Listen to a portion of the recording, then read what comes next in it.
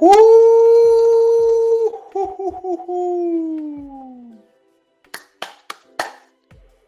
How's it? How's my connection? How's the audio? How's it going? Let me see. Is that me? Oh no. How's it going? How are we? I'm waiting for Football Drone to show up. Let me see. I'm actually live. Okay, let's see. Fucking hell. Quality is terrible, isn't it? What's up with the video quality? That's a fantastic question. Shit, why I'm living so backwards? Let me try to change the camera, bro. I think it's the camera. Setting.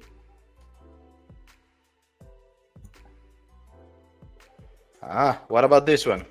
Is it better? Let me see. What's up, Peter? It's the fucking same. I need to solve this problem with the quality, man. Because I understand it's the quality. The problem with the quality is the upload speed, and my upload speed is terrible. It's the same as last time, man. Fuck. Look, it's stuck. It's terrible.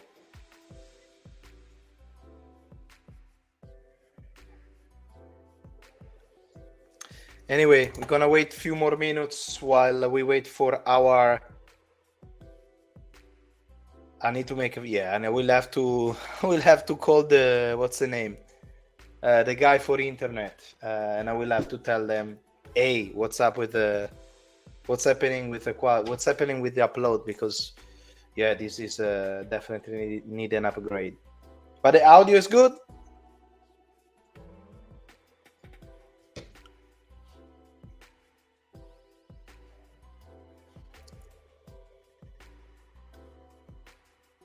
There you go. Hola, señor. How's it going? How's it going, dude? Can you hear me well? Perfect. Yeah, you should see, man. Your quality is actually good. Your video is good. I'm checking out my quality right now. It's yeah, your quality is a bit it's a bit off. Yeah. I gotta say. Yeah, I don't know. Look, I'm like not even 2 meters away from the router. I have no idea really. I will have to call the guy to check out the update speed, because this is terrible. Honestly, it's like, what the fuck. But are you watching the match as well? No, there is really nothing attached to it. There is my computer and my phone to check out the quality, and that's it. There is nothing else attached to it, really. I don't understand why. Well, anyway, how are you? Long time again. Yeah, I know. So, are you back from your holiday? I'm back from holiday. I'm back from Milan. Yeah, so tell us, what happened in Milan? So what happened in Milano? Milan, I went there because because of work. I'm not going back to Milan for Christmas. So I will be in Barcelona. So I wanted to see my family before Christmas. So I went down on beginning here of December, and it was a good time. It was a fantastic week. So a lot of things, and ate finally my Italian food. Finally. yes, needed, and with no pineapple on it. No, actually, I probably just ate a couple of pizza, not too many. Just the first one, typical pizza from Milan, which is like a fried base. The base is fried, and on top there is a lot of mozzarella. And just like I like it. Oh yes, beautiful. And what else? And then one with Dude, you add anything. You add mozzarella to anything, and it tastes beautiful. You know, it's true. You add it to pizza, you add it to burger, you add it to just, you know, even on its own. Yes, like exactly. It is like, for me, it's one of my favorite things to have. Yeah, mozzarella. Mozzarella, wow. Even on its own, you know, just, you know, raw mozzarella. Wow. And you can get the mozzarella in Dubai? Oh yeah, dude. What is it, like? Are we in fucking caves here? No, but mozzarella, you can get it from everywhere. I'm wondering how is it. I'm wondering how's the mozzarella, because mozzarella is from a cow. But I mean, do you have cow in Dubai? Not yeah, we probably do, but they're not as beautiful as, you know, the ones that you see in the cartoons, you know, like the Switzerland ones. Yeah, remember when we used to watch, I mean, I didn't watch a lot, but that cartoon Heidi? Yes, I mean, our cows don't really look like the ones in I mean, if they make mozzarella, is actually understandable, you know what I mean? Like they have big cows and like this, but I guess. But to be fair, most of the mozzarella here is imported, actually. I don't think there's. I haven't seen one that's locally made. That's what I was saying. That's what I was saying. I was asking about. Oh that. yeah, definitely. I'm sure you have all the food of the world. It's just about, is it really from there, or maybe it's imported from, you know, I don't know, cooler country. That's all I was saying. Yeah. Anyway, how are you? All good? We have a question here. Yes, I love it. What's up with the video quality? But even a more important question is. Is what? How would you rate this World Cup so far, from 0 to 10? You go first. All right. I'll be honest. I wasn't feeling it. Gonzalo say 9.5. Gonzalo say 9.5 because from the name, Gonzalo. I guess. Hey, hello, Gonzalo. By the way, I see him in the Football Drone comments a lot. Really appreciate it. By the way. Grande Gonzalo. See, we have common viewers here. Supporters. Let's go. Yeah. So I gotta say, I wasn't feeling it at first because, you know, like just a week before that, we were playing Fiorentina, you know? So, you know, in my head, I wasn't disconnected from club football. It's not like in summer how you know, the season is concluded, then you have maybe 1 week of nothing, and then teams begin to do like some friendlies to get ready for the World Cup. You know, like between the season's ending and the World Cup, there's probably like 3 to 4 weeks, right? Yeah. Dude, we played Fiorentina like 6 days before the World Cup opening. And my mind was still in yeah. So it felt like you know, like those international breaks that annoy us. That's what it felt like at first. But then not slowly, I guess it was Saudi versus Argentina. That's the match that I was like, oh, okay. Now we are in the World Cup, you know, when Saudi beat Argentina.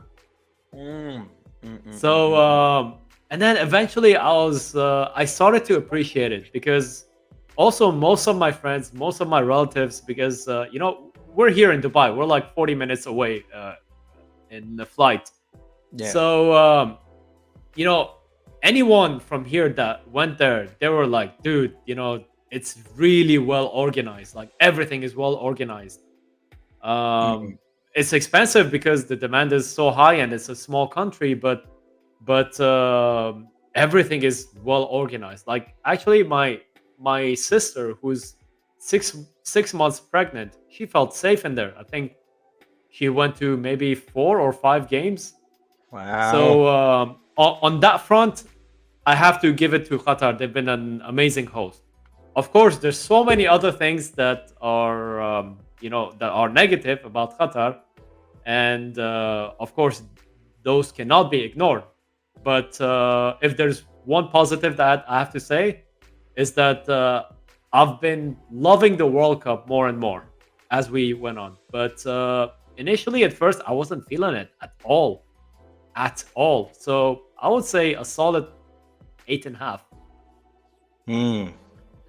For me, it's at 0. Oh, no Italy. Hey, what's the point, right? Watch a show on TV, watching highlights. There is no feeling. So but I don't know. but you've been going strong on your videos, like one video per. Was it? I think at one time you had two videos. I Like you had had a one, short two and a long. times a week, once a day, man. Once a day. It's been 17 I days think ago. I think one video you had one day you had a long and a short. So Yeah. there were days that you had actually two videos. So yeah, you were going strong on that. It's been no. It's honestly, it's just been all a test as well. Like this is what I'm gonna say is gonna sound technical for whoever is watching, but I noticed that, for example, the click-through rate was very, very, very low on the videos that I made on the World Cup. Is because I think everyone was is still posting about the World Cup. Yeah, but And and at the end of the day, for example, let's say you have a recap of Argentina, Netherlands, right? mhm. Now you are a channel of 1.35k, right? Yeah. You have another channel who's like 200k talking about the same exact thing. You have another channel with 90k talking about the same exact thing. You have, Mm. let's say, at the very least, 20 other different channels that are bigger than me and bigger than you, and they're talking Combined. about the same thing. Yeah. So if you're talking about the same thing, you know, how many times are you gonna watch the same information being relayed I to agree. different people? I agree. I So agree. that's why I wasn't really like I stopped. I stopped making World Cup contents. I think I made maybe 3 or 4 videos, and Three or then four. Yeah. one of them, I have a video about why Iran could be a surprise package. I released it on the day. On one day, it got like 2,000 views, Wow. just in few hours. And then the match happened versus England, and then there was like 6-2, and then the views went like, "Ew." Yeah, that's it. like absolute nothing, and it just never recovered. So Yeah, because it's a topic that it's worth until that moment. Afterwards, it's end of the story, unfortunately. yeah, but that taught me something, that I cannot talk about Brazil. I cannot talk about England. Everyone's talking about England. I also had a video about England as well. And for me, my Iran video, that taught me the fact that if you make something that's unique, that's not no one else is making, you know, that can go somewhere. Mhm. That can really go Absolutely. somewhere. By Absolutely. the way, we have Milan Corner, Football Kush. The Welcome to legendary. the channel. I was actually surprised to see him. How you doing, man? Well, welcome to the chat, man.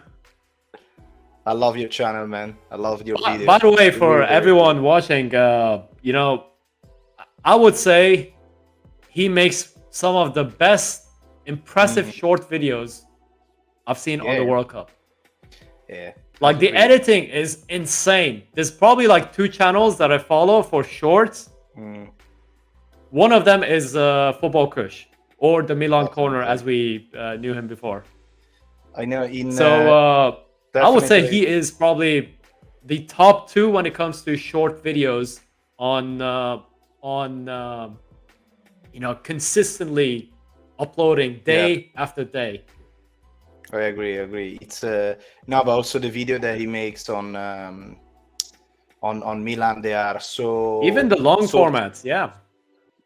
I really like those because I know how much it takes for editing. My format is completely different from his. I'm more a reaction. He's like more explaining thing, going through. And it takes really a lot to go through every single details. Also because everything that it says is fact, so it's not saying wrong things. But it's you know, it's really good. And to be and to stay on the topic that football calcio, Milan Corner, as you like, it depends on the season, I guess now. He said he moved to shorts during the World Cup. I agree, because I did I check out as well the shorts, man. They are like unbelievable. Like there was a moment that whenever you're gonna update on the previous match, if there was something, for example, I upload a video about the Saudi Arabia against Argentina, man, in hours it went up to the sky with shorts. And I know that YouTube is promoting shorts because also it's trying to get on the same page as, Instagram Reels, TikTok, and so on.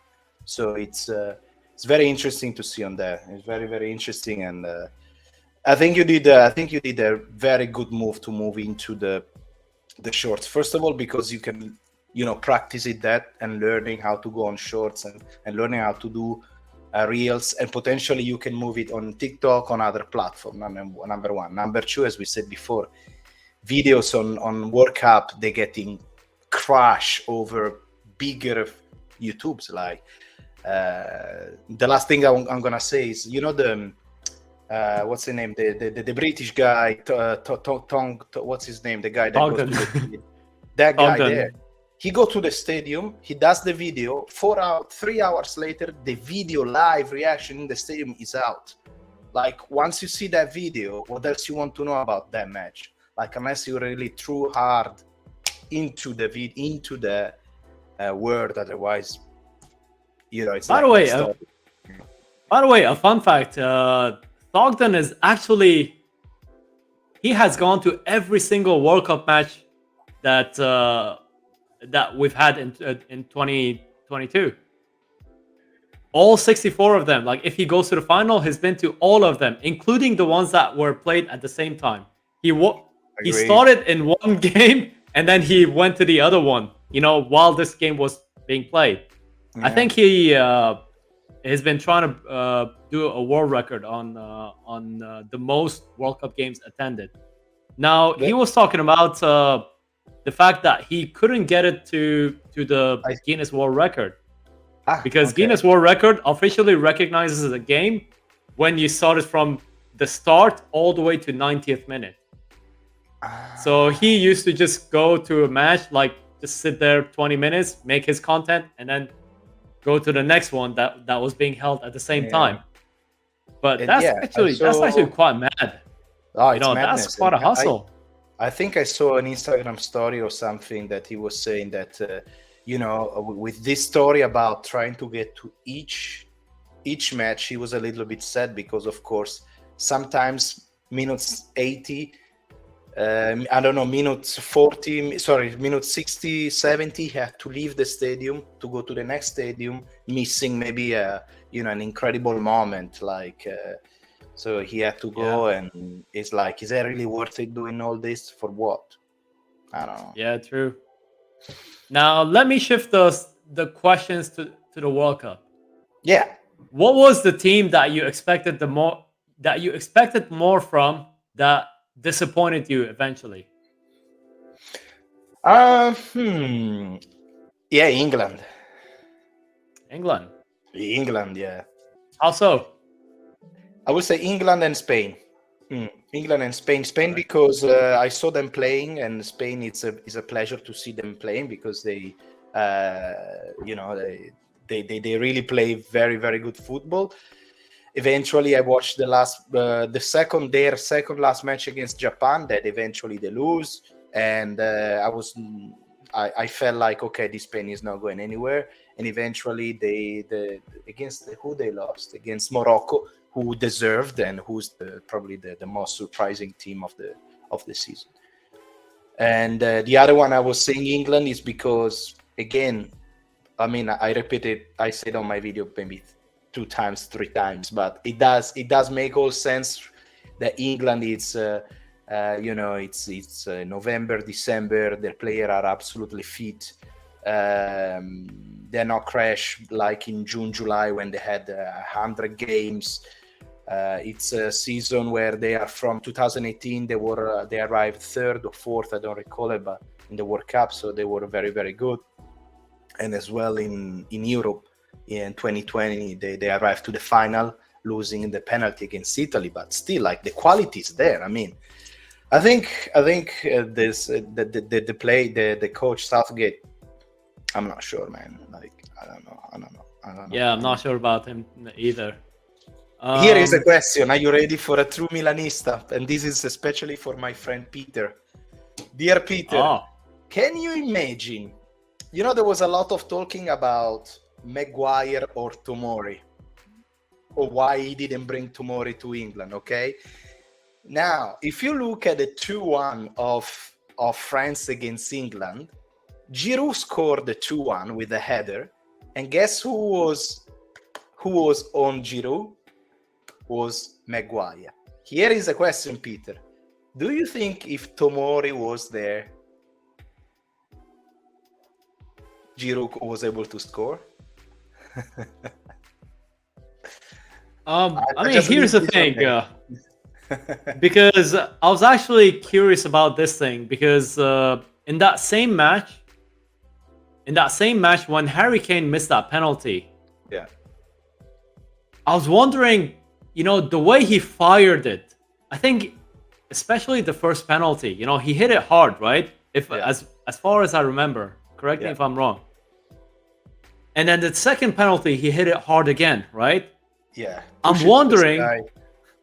yeah, I'm wondering if that's because these two know each other at Tottenham, the striker and the goalkeeper, right? Exactly. Because in the trainings, that's all they How do. many- Like that it's a common thing to practice penalties, Yeah. right?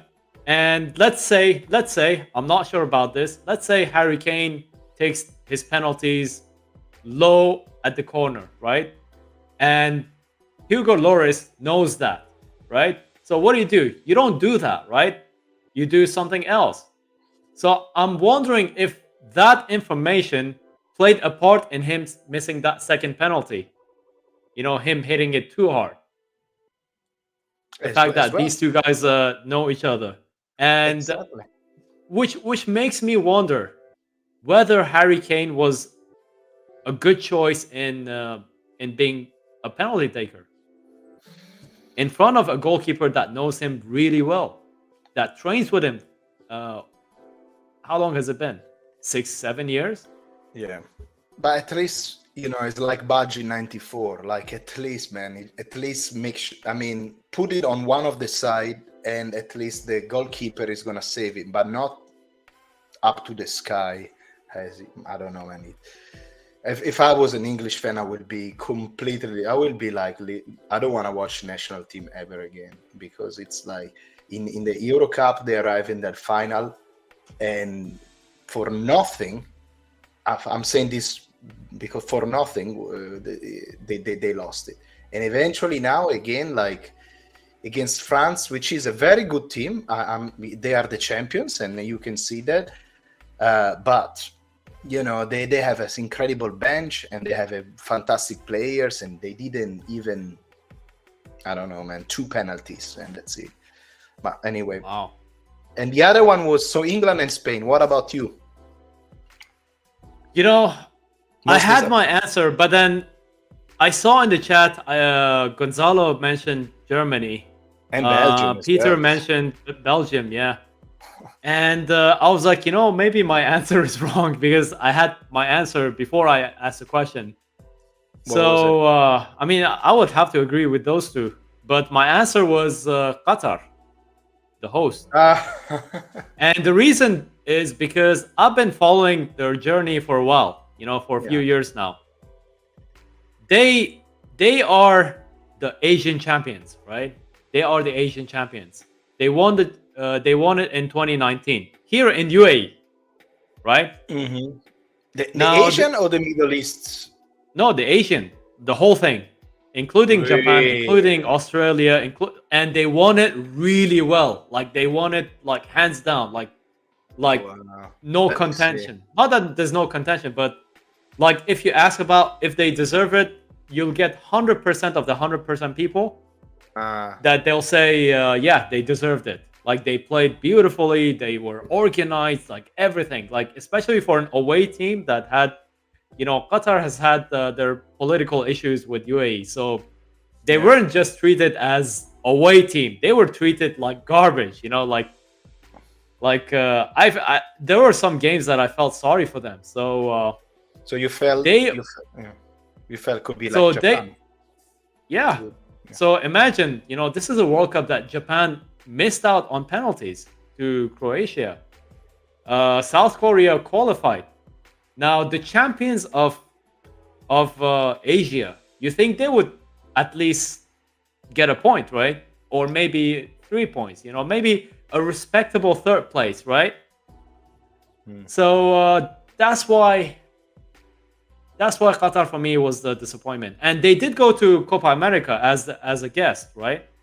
And I Mhm. watched all their 3 games, and they weren't bad. Like they held out all right. They lost the games towards the end of the game, towards the end of the matches. And Mm. I think they got a point in Copa America. I might be wrong, but it was a graceful exit. It wasn't a shameful exit. Yeah, I think. And I expected far more. I expected far more from Qatar. Mhm. So that's the one that I expected the most. Peter That say, disappointed me. yeah, Peter said that he's a lot of disappointed in this World Cup. That's why you low graded from 6. Man, but by the way, you are Croatian. You should be happy. I mean, your national team is I mean, Oh yeah, it's the congratulations, third by the way. best. I mean, unbelievable. Even beat Brazil, beat who else? I mean, fantastic game. It's Yeah. the midfield. It's Kovacic, Modric, Brozovic, Perisic. Wow, I mean, something else. Fantastic. Modric. Let's read this. Football Cash say, question. Why isn't Giroud getting any golden ball hype? I know he won't win, but not to be mentioned is odd. Now, what is he on? I think he's on 3, right? If I'm not mistaken. What do you mean, goal? 3 goals in the World Cup. Yeah. He scored 2, and then he scored 1 against England. Is he on 4? I don't know. Yeah, 3 or 4. I don't recall. I think he scored a double. Maybe 3 or 4. Yeah, 3 or 4. Golden ball means, but the Ballon d'Or, like Benzema, why is not getting any hype? Well, the reason is because the reason is simple. It's because he doesn't play in Real Madrid, or he doesn't play in other English team, and that's why he doesn't get the hype, because Milan is not. Yes, he won the Serie A. He did very, very, very well this year with Milan, but other than that, yes, he's doing well with the World Cup. But I tell you how things are going, I am afraid that number 8 is coming for Lionel Messi. That's my fear. 4 goals. Yeah, that's gonna be ridiculous. 8 for me, I think because he's playing in a team that he's not the sexy player. Mbappe is the sexy player. Griezmann is the sexy player. He's not the guy that catches the eyes. On the when you talk about the French team, Giroud is not the first guy that you talk about. You talk about Mbappe. You talk about Griezmann. You talk about there's like a whole host of players that come before him when it comes to being that guy, and I think he's the last of Mohicans when it comes to that type of player, like that fox in the box, that Pippo Inzaghi character. But unlike Pippo Inzaghi, I think Giroud can actually play football. Pippo Inzaghi, You can just as much as I love him, by the way, as much as I love him, I don't think he had any techniques. Like, I actually did a research about Pippo Inzaghi in one of my videos. Even his own international teammates were surprised that he was a football player. But to his credit, he made a whole career from being at the right place at the right time. a whole career That's it. about it, and Yeah, he man. was damn good at it. He was He damn good at it. was. And I think He. Giroud is the last guy that's he's not just a poacher, but he's very Very, close to that. but he's so underrated as well, Giroud. He's So very underrated. Very underrated. Probably You one know, of he the has most. so many other qualities that Yeah. you can say, you know, him scoring, let's say, only 12 goals a season, you know, we can forgive that because of the other qualities. Yeah. Did you hear the news that Origi is injured today? He got injured another 2-3 weeks of injured time. Origi, your friend Origi. I noticed he didn't start. He didn't start against Liverpool. Lazetic did. Now I didn't go to that game, but I heard from neutrals that it was an amazing game. Really? Now I watched the highlights and it felt quite okay before the collapse at the end. You know, it was like 2-1. It was a respectable 2-1, and then the 3-1 happened, and then the 4-1 happened. Yeah. That's at least, you know, according to the highlight. You know, it's there's only so much I can gather from a highlight. But I mean, when you think about it, we didn't have Mike Maignan, we didn't have Theo Hernandez. Just these two alone, you know, the drop in quality when it comes to these two, that's just massive. And I think we should seek solutions to that. Let me keep reading. Gonzalo say, but when there are what is it? But when there are disappointments, there are surprises. That was the best part for me. Surprises. They're talking about the World Cup and about the surprises with Qatar, with Japan. Then political award. What does it mean? This I don't know. Not much pleasant surprise if you football game lover. Yes, okay. That's why when we were talking about disappointment. Agree. I agree. Surprises, like for example, when I don't know. I feel like I don't know. I'm just saying this out loud, okay? But I agree with Peter here because you know it's like.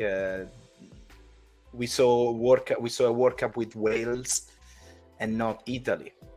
Like even if it, I mean, this doesn't make any sense. A country that won 4 times the World Cup has to have the right to enter into the World Cup, but we pay. I mean, and that's funny because probably it's going to be the last year as well. Because from the next World Cup, I think it's going to be more teams, like 30 something. No, more teams. 48 teams. How many? 48. No shit. 48 teams. No, it's not possible. You're gonna watch New Zealand against Slovenia. No. We mean World Cup is gonna be 48 teams? Are you? Yeah. I mean, I don't know if that's confirmed, but that was the talk. That was the conversation. Well, I think it was confirmed. We can talk about this. Okay. For me, the decision to award the 2026 to USA, to Canada, and to Mexico, like practically giving it to a whole continent, was even weirder than giving it to Qatar. Yeah, man. I mean, unfortunately, this is a sport that is constantly changing, and I don't know why, but I don't know why. I feel a bit weird, but every change they are making, it feels like, okay, we're gonna eat this as well. We're gonna eat this. You know, when you're a kid and you don't like eating veggies, and then you say, okay, Mama FIFA, take this. Now we're gonna add 40 teams instead of 32. Now we're gonna allow this. Now we're gonna allow that. Now we're gonna change this. Now we're gonna change that. Now we're gonna put the VAR. Everything it's fine. I mean, I don't know, man. I'm still looking forward having a news in football. Then I'm gonna be like, fuck yes, exactly. Wow, finally, and not like all this time. Oh yeah, well now we're gonna make it the World Cup with 200 countries. You can make your own World Cup. You can make your own country. You can YouTuber creators against Instagram creator, and you're gonna be playing the World Cup. Like, well, where are we going with this, honestly? Yeah, I feel there's too many changes at a quick succession. You know, first we're having, and I'm just talking about globally. I'm not talking about just a World Cup. Yeah. Whether you agree with VAR or not, you know, we have the VAR. Whether you agree with the automated offside, we have that. Whether you agree the World Cup being 48 teams, we have that. Whether you agree with the new Champions League format, which I wholeheartedly disagree with, but that's a different story. We have a new Champions League, you know, format. When is it? I think 2 seasons from now. The Swiss format. Everything is gonna And be. I think today they actually confirmed the Club World Cup being 32 teams. Wow. Starting Yeah, 2025. yes, exactly. I saw that. So yeah, I feel like there's too many quick changes at quick succession. Yeah. Let me keep reading the chat because we are missing a lot here. Okay, Football Cash was saying 4 goals, no golden ball for the World Cup. Only Messi and Mbappe have more. No golden ball for the World Cup. No golden ball for the World Cup because what does it mean? Like no, if you win the World Cup, you don't win the Ballon d'Or. I don't know. Golden ball, not the Ballon d'Or. There you go. The golden ball. What is it? The golden ball. Sorry, but what is it? Golden. What are you talking? What is the golden ball? It's not the Ballon d'Or. No, the golden ball is the. It's it's a player of the tournament, basically. Ah, right. And then you have the ball for the player of the tournament, and then you have the shoe for the, you know, for the high scorer. Yes. Okay. The thing is, if France win the World Cup, it's gonna be Mbappe, and it's not gonna be Giroud. I think so, because everything it's slightly influenced. I mean, think about it. This is also in Qatar, and he is playing for a Qatar-based team. And if they win the World Cup, then bingo. You say that. It's a circle. No wondering the final is 2-star of PSG. Yeah. Mbappe against Messi. No wonder. Like, I'm wondering where these two players are. Like, I don't know, man. It's. So Peter said. So okay, before Peter, Gotanator.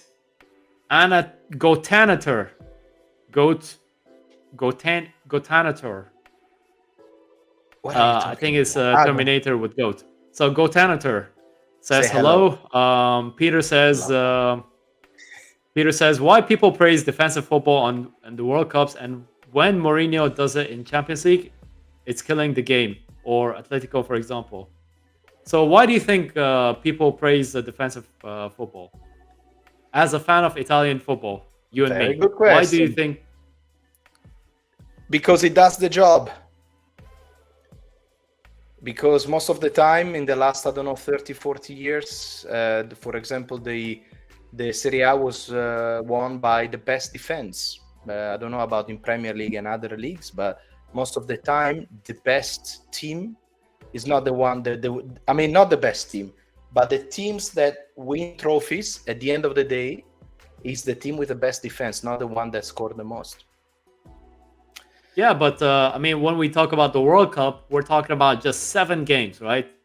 You have 7 hurdles. But how many goals France had? How many goals France had conceded, and how many goals Argentina had conceded? This could be a good start, to understand. Argentina, quite a few actually. Yeah. They had 2 against Netherlands. They had 2 against Saudi. What happened to the other games? I think there's one that Lewandowski scored, that penalty. So that's already 5, right? That's a lot. That's 5 that I already remember. There could be more. Oh yeah, Australia. They almost got back in the game towards the end. Yeah. We'll see. Tomorrow So we're gonna have a test, because I think the strongest team always win. It doesn't matter how many goals you score. Because for example, now I saw France got 1 goal against England, 1 against Poland, 1 against Denmark, and 1 against Australia. 4 goals. Okay. Meanwhile, Argentina, we already counted 6. 6, right? Okay. And that's what I remember. And Argentina got 2 from Saudi Arabia, 1 from Australia, 2 from from the Netherlands, and that's it, 5. No, I think they had more, right? No, they had 2 against Saudi Arabia, 0 against Oh yeah, Netherlands. Lewandowski, Poland. He scored that penalty. Oh, was valid? So okay. Yeah. So 6, yeah. He saved one and then he had to retake it. So Google is wrong here. It's a Poland Argentina 2-0. 2-0. Wow. But it's actually 2-1, yeah. Is it though? Now I'm wondering. We are confusing something Argentina, here. Poland. We are confusing something here. I think I might be wrong. Poland, I remember, but admit. I remember Poland scored that I think goal, it's a different game with Poland. a different match, yeah. Yeah. World Cup. Yeah. I think it's a different match with Poland. But this is So I mean, at the end of the day, when you talk about the World Cup or Euros, Euros these days, of course, is 7 games. In the past, it used to be 5 games. So when you talk about just 5 games, just 7 games, you're talking about 7 hurdles. And when it comes to 7 hurdles, you can get away with defensive football. And there's a difference between defensive football and defending well. I feel like very good point. Some countries or some teams, they defend well while not necessarily being a defensive team. They don't just park the bus. I agree. They just happen to defend well. I agree. I would say Italy in 2021, the Euro 2020. I think that's a classic team of a team that defends well without playing defensively. That specific team. Yeah, I agree. Of course, you take away the game against Spain, where you everyone fight against fire Spain with water. Yeah, you don't You don't fight fire with fire. You fight fire with water. Mm-hmm. So sometimes that's what it takes to do. Origi is killing me. Yeah, me too. My dude is 28. Remember, Ibra in 29. I mean, I don't know, dude. I didn't expect much from Origi, but even that is not giving me, I gotta say. No. I thought we would get someone like Rebic, like this wild card that, he's not gonna give us 8 out of 10, 10 out of 10, but sometimes he gives us 10 out of 10, and sometimes you don't even find him in the game. We're gonna have someone with memorable goals, just like he did at Liverpool, but we're gonna have someone that will frustrate us. That's what I expected. But even that, I feel like we haven't seen yet. I like, because you are a football fan with a love for Milan, and you are very reasonable.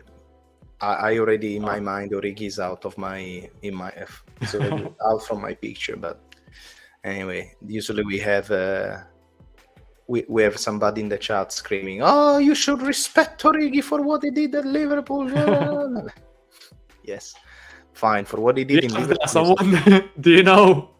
I feel like that actually happened, and someone pissed you off. Of course, you said with your own word that you should wait. Anyway, let's go. I'll say this one last thing about Origi, right? Wait, let's say. I feel like he is the best bad footballer and the worst good footballer, and that's the Origi of Liverpool. Now, the Origi that we have at Milan is a different story. Yeah, but you know what? I also heard that Liverpool people are fun. They were like, we understood that if we have Origi as a starter, so he start on the first 11, it's gonna be a hard game because he's not gonna put the ball in the net. Only if he enter as a substitute, it's gonna be good. And we thought maybe Milan is not the same level of Liverpool, so maybe now he has a little bit more chances, so maybe he have a chance to prove. Yeah, but what they meant was the way we use Rebic, right?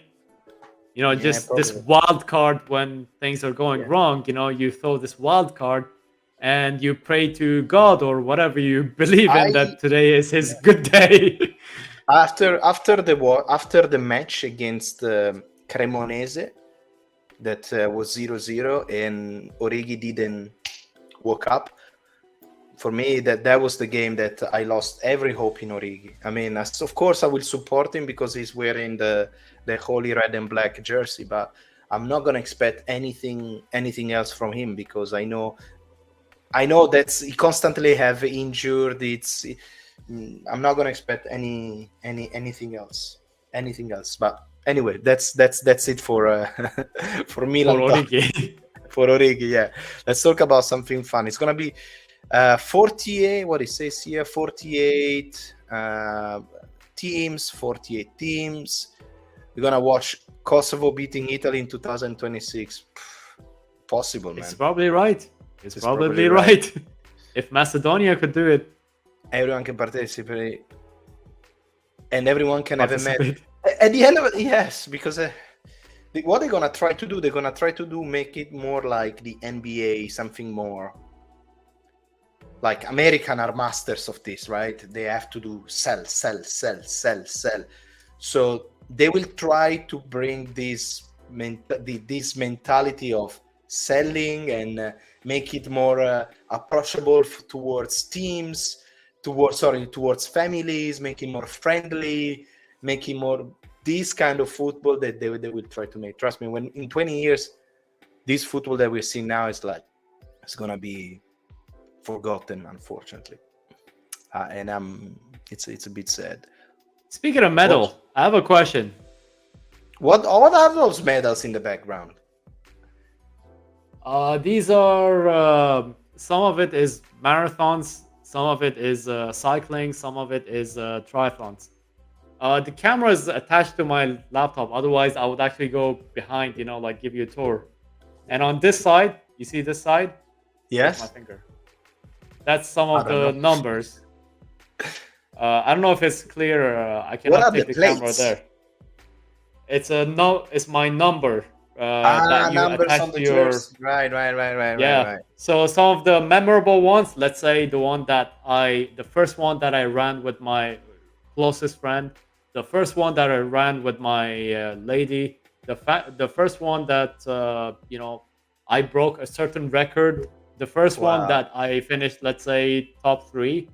Like that's where this side is. Now this side is the medals, and Nice. Speaking of medals, do you believe in the third place match, especially since we've had that game today? Man, no. You don't? No. Remember, the arriving second in a competition, you are the first of the losers. True, but I feel like this is you as an Italian. Now think of, poor Morocco. But does it really matter? It depends. If you're England and you won the third place, it probably doesn't. The best thing. Or if you're France, if you're France and you have the third place, it probably doesn't. But if you are Morocco, if you're Croatia, now let me take you back to '98. Now that's my first World Cup. Okay. Now here's this little country, and by little, of course, I mean like geography. I don't mean like small and like lower. Here's this small country with what is it? I think 4 million population. It's a small country with a new football team, which at the time it was. They only played Euro '96. These guys come in and literally crush everyone all the way until semifinals. They even take the lead against France, who were the host, just to have Lilian Thuram score 2 goals, which is the only 2 goals he has ever scored in international football. It's in that game. Yep. So, if you are Croatia in '98, hell, even if you're Croatia in 2018, if you're Croatia today, I think the third place medal will matter for you. If you are Morocco, probably just you being in semifinal is a dream. It's very likely that they will never have this run again. If you are Turkey in 2002, it's magical. Turkey had it. They had the third place in 2002. Imagine if it went to South Korea, who were the host. Now in 2006, Germany, it was practically just a tribute match for Oliver Kahn. Yeah. So it depends, of course, where you come from. So I feel like as an Italian, for you it won't matter because you have won far more than just a third place. But think about the poor Moroccan. Think about even Belgium. Yeah, but that's their highest. For the Moroccan, That's the highest they ever. Yeah. Yeah, but I think if for the Moroccan, whenever you're planning to go into the final, okay. So for you, it's already a victory being in the top 4 teams in the world because that's what the World Cup says. Okay, so that's if you don't reach the final, that means there is no way that you can win. So does change anything for you knowing that you are actually 4th instead of 3rd? Now, if you are talking about Champions League, which you have another chance next year, and then another chance 2 years, and another chance in 3 years, it doesn't matter. If you're out, you're out. Like, I don't want that 3rd place for Champions League. But if you're talking about a World Cup, which is like a whole era, most likely you might never even play in it, let alone being 3rd place. So when we're talking about an era, it's a memorable. It makes it more memorable because World Cup is a festival, whereas Champions League, I mean, I love Champions League, but it's a yearly thing. When you're out, you come back next year. If you're, I mean, that's what we said in 2014, but we missed it for 8 years. But literally, you come back the next year, right? If you're good enough. But I guess that's what makes World Cup special. You have 7 games, and anything can happen. If you mess up, you don't have another chance to correct it. If you're out, you're out. It's not like a league game where you can draw and you have another 37 games to make up for it. And I think we cannot think about the World Cup the same way that we think about other tournaments that we have every season. I think the World Cup, just like the Olympics, just like the Euros, it's a special thing, I don't know. What do you think? Did I convince you or? No, you didn't. But because for the same topic, I can say, okay, so I want to know who are I 5th, 6th, 7th, 8th, 9th, 10th, top 10. Like no, I think there needs to be. Why not? Anyway, there needs to be. As the GOATinator say, the Champions League is a job while the World Cup is a festival. I like that. And for this reason, and I'm so scared. If, for example, they're already talking about doing, because that's what's going to happen. They want the World Cup more often. So what is going to happen? They're going to try to push the World Cup every 2 years. That's what I'm afraid as well. Like if that happens, I feel like it's no longer a special occasion. Dude, I walk in Dubai, like every corner there's something about World Cup. Now if it was every 2 years, it wouldn't be this. Yeah, it wouldn't be this festival, right? Yeah, I agree. But and also if you have to think Peter, then I tell you what I think about the match tomorrow. What I think personally about the 2 years World Cup. That means also, so let's say in this year there is the World Cup. Next year there's gonna be the Euro Cup, correct? And the year after there's gonna be the World Cup again. So in the year after there's gonna be Euro Cup and then World Cup. So for sure, what is gonna happen is a lot of things. Like for example, you're gonna have to have much more player available. You're gonna have to have more substitutions. So instead of 5, become 7, maybe even more. Because if you play every year, you start from. You know, when you start from. Let's make this brainstorm. You start from August, okay? Then you have all the season until May. Then May you have 2 weeks of preparation. Then you start with the World Cup. Then you have a month free, and then again you start again with the Campionato, and then you go ahead, and then guess what? You have the Euro Cup. I mean, if you want to make it special, that's why I think the World Cup, and that's why it is working, because you have to wait for the World Cup, because it's lovely for that reason, because you have to wait, and next year, the World Cup is going to be big, because it's every 4 years. And it's lovely that we have the Euro Cup as European, because we watch football basically every day. I also understand that, on the other hand, if you're playing in Premier League, like and you are in a top team and you want to do Euro Cup, World Cup, and then there is even the Confederation Cup. What is it, the Confederation Cup? Now they have the Finalissima. What is the Finalissima? Anyway. Yeah, I think there's too many. I feel like FIFA is just creating too many games. It's not just FIFA. This is UEFA as well. I say FIFA because they just announced the Club World Cup in 2025. The new one with 32 teams. By the way, I can see Uncle Sharma in the chat. Welcome to the chat, Uncle Sharma. How you doing, Uncle Sharma? Yeah, my favorite Inter fan. Lukaku. Woo! I saw the highlights of Lukaku versus where was it? Croatia. What a player!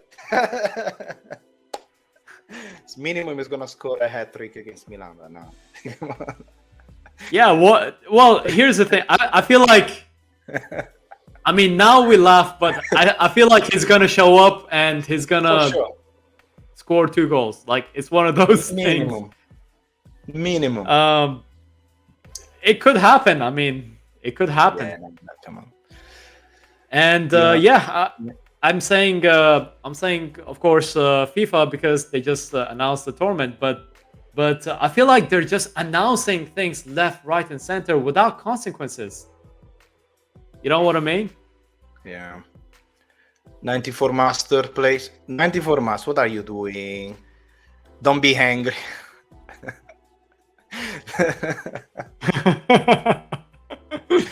By the way, he just donated to you. You don't have to. Your second donation ever, by the way. What's that? Your second donation ever. From Peter. My third. He did a donation while we were watching Uganda versus Serbia. I don't recall what match we were watching.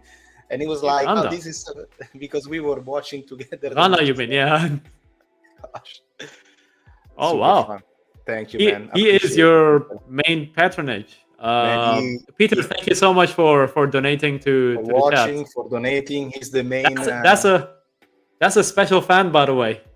Always, you got to remember him. Me and Peter, we also have a private chat on other channels, so we keep in touch. Yeah, he's a good guy. Of course. He's a true Milanista. He's an old heart. Of course. Thank you, man. It's bad for your blood pressure, I know, but this is what's happening when things doesn't make sense. And Peter, you know better than me that football is going towards the donation, towards a direction that we are not super happy. Look, Mr. L, Forza Milan from Croatia, another Croatian. Let's go. You see, that's what happens when Croatia finishes third. They're all happy.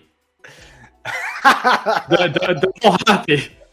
this is why you should be. You should care about.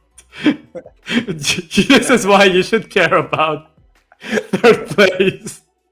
If it was Morocco, you would have Moroccans donating Yes, to you. I love that. I love that. That's why we're talking about Speaking the of World Cup. Morocco, by the way, Yeah. they were almost like home fans. Mm-mm.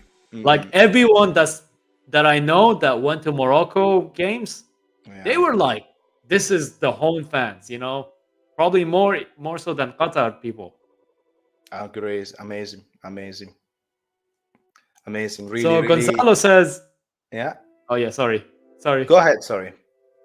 Now, the thing is, we have this 2 second delay. So when I think like you stop the sentence, I thought you finished. Sorry, my bad. If you were from a country like Romania, you wouldn't criticize the Conference League. True. I actually agree with the Conference League. Like I wanted to be there. I don't want my Milan to be in it. I don't want Milan probably to even win it. I mean, if you're in it, I guess win it. But I wouldn't celebrate it. But I mean, think about again, the team from Romania, or even think about the teams that we played last season. Remember when we played that team from Ireland? At the start of the Europa League. What? So, or like. Yeah, go or ahead. Bodo Glimt, like they probably won the season mid-season. Like that's how dominant they were, and we knocked them out. And after that, for them, there was no Europe. So these kind of tournaments, it's a platform for those teams. It's not for you and I. It's for the club from Norway. It's from the club from Wales. But the idea is to make football more accessible for everyone, I guess. Yeah. That's not for Milan. It's not for. Well, I guess if you're Tottenham, you have to win. You have to win something. This is the thing. But I don't know. Anyway, I was not talking about Conference League. I meant I don't mean Conference League. When I was talking about I don't recall it. I didn't. No, yes. When we were talking about the third place, when we were saying the Conference League, no, I mean like the Nation League.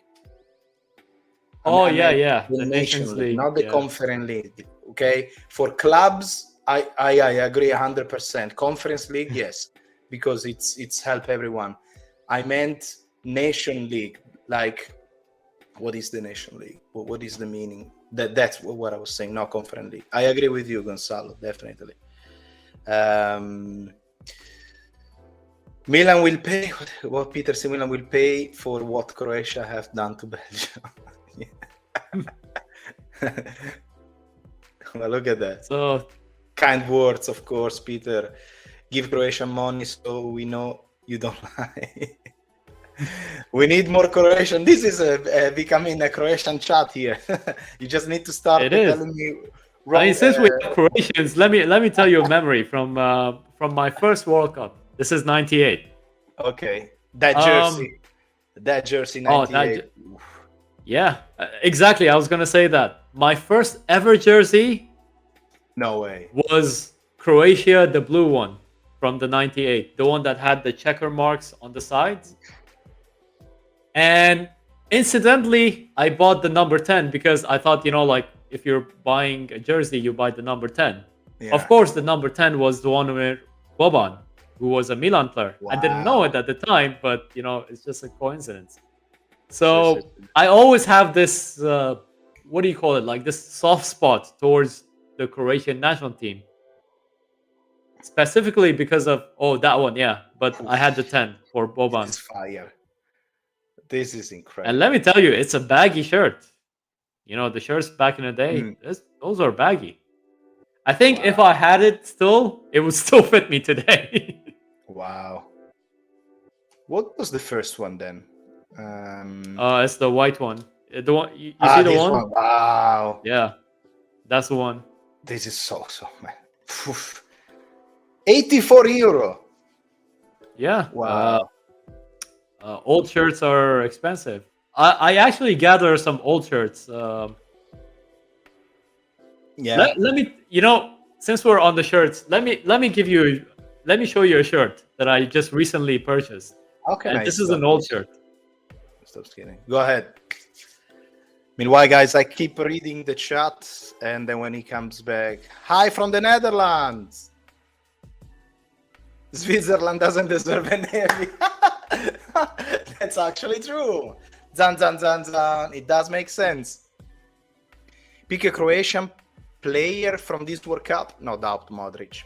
Remember that a few years ago we were saying Modric to Milan, but he's too old, and we don't want to have him, which is not true. I remember that. Contract. But yeah, I actually remember that. I You mean, know I who watched- chased him? Boban. Of course. Yeah. Grande Boban. So this is the shirt that arrived, all right? I'm just going to move the microphone. Show me. Now, it's not an old shirt, but I really looked for it, and I'm glad that I found it. It's not too old, but this is a shirt that I really love. Ooh. You see the long sleeve? The long sleeve is what I was looking for. What was it? 2004, 5 maybe, no? 2004. No, 7. The Champions League. 2007. Okay. Yeah. So this one recently arrived. Now this one I've had for a while. Yeah. Wow. No, which one did you buy? Remember this one? The Kappa. Yeah. Bellissima. This is the qualifiers for Euro 2000. Wow. There you go. Don't ask me why I put 00, but this is my name. There you go. Don't dox me, please. Look, I'll show you mine. Hello. Oh, well, look at this. Hi from the Netherlands. Yoo-hoo.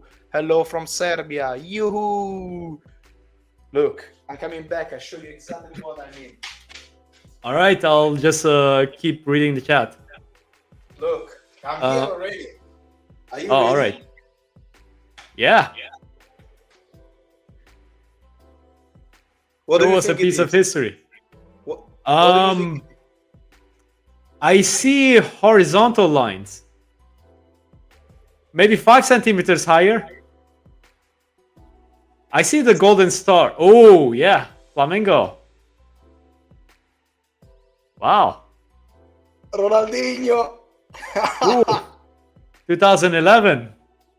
But this one is the when Ronaldinho left Milan, he went to Brazil to play, and I was like, man, this is incredible. This is fire. Rossonero, claro.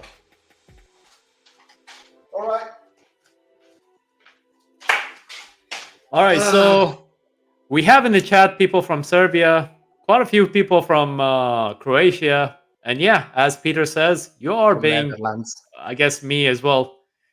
You are now owned by Balkan people. Yes, I'm sponsored by Balkan people. I mean, wow. Yeah, literally sponsored by them. Literally sponsored. I'm sponsored by Balkan people. By the way, speaking of Balkan people, unfortunately, we have recently heard the passing of Sinisa Mihajlovic, True. which, unfortunately, he lost a battle to leukemia. And, I would say I have good memories from him as a player. Like, I was lucky to watch him as a player. Yeah. The first ever goal, the first ever time actually that I saw him was when he scored a free kick. Oddly enough.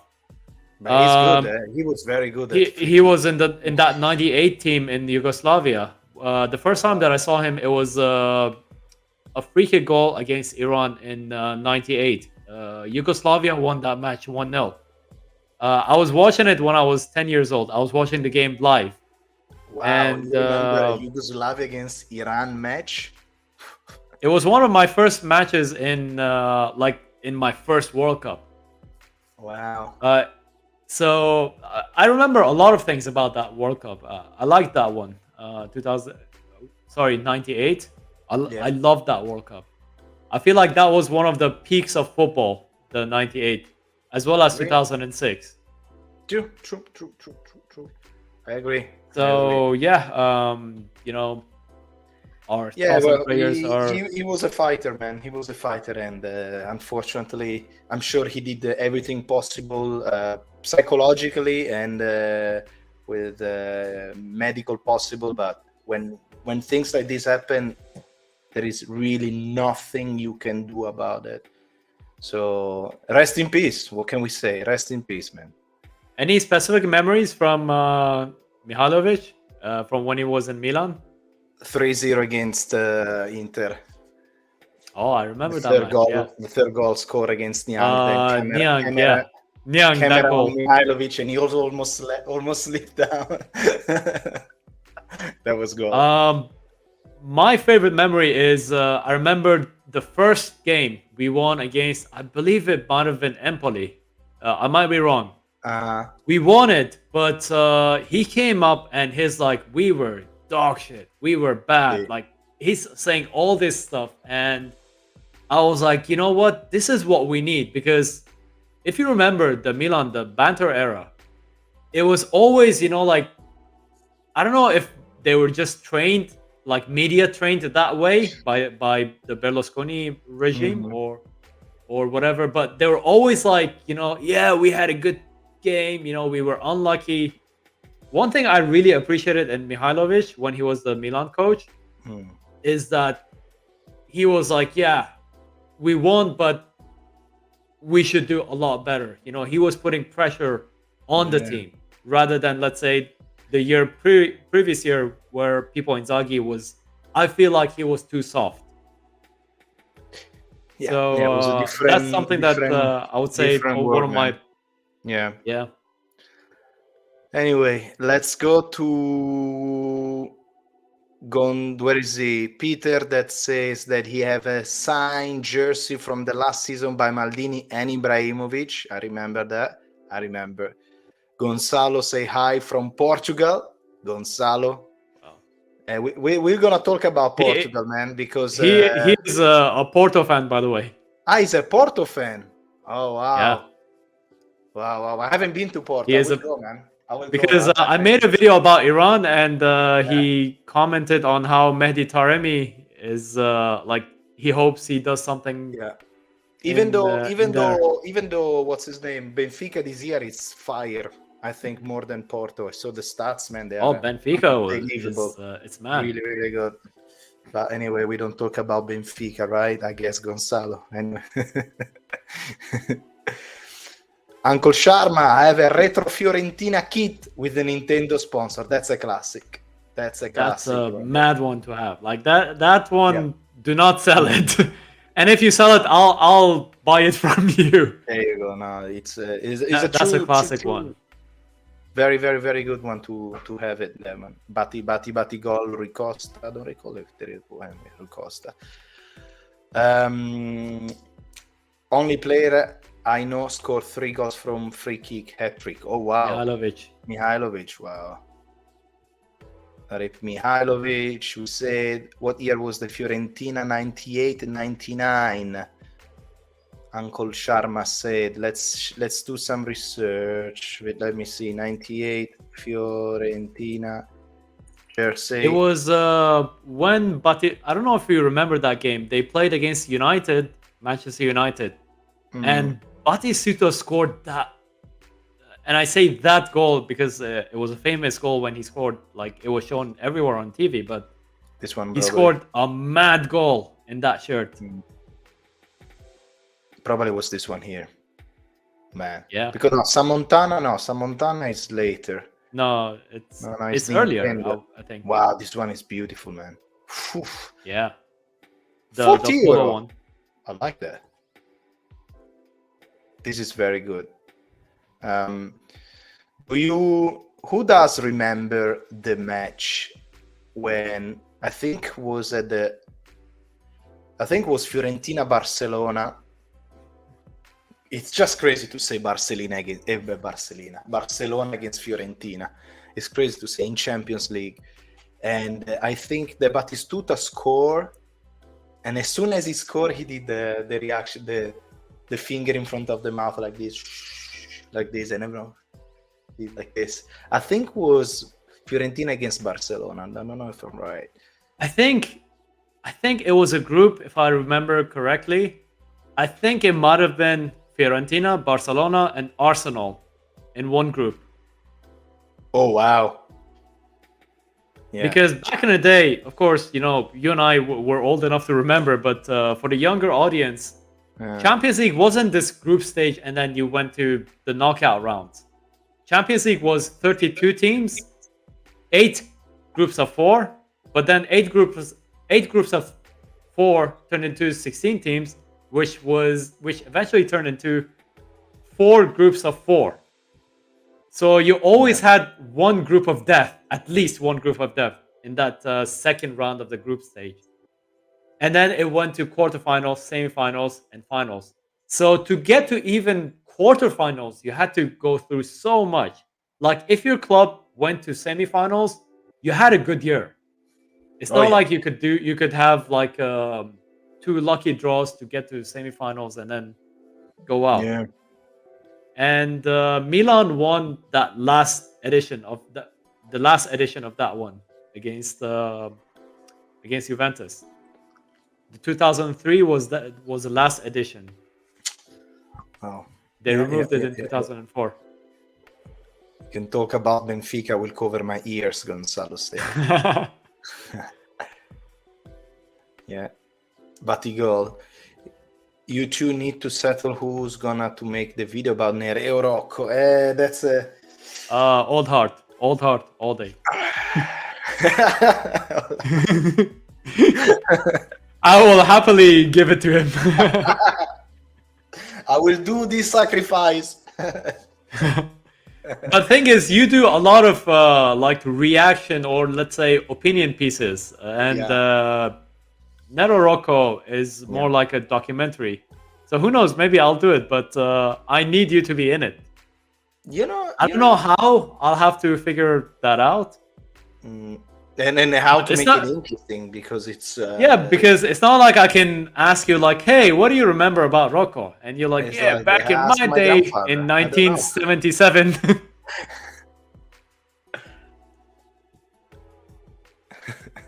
For all people that are joining stream, we already settled tomorrow match is going to be interesting. Now we're talking about everything else. Literally, yes. We probably talk, yes. Yeah. Now, okay, let's ask. So, who's gonna win tomorrow? On paper, I would say France is the more complete team.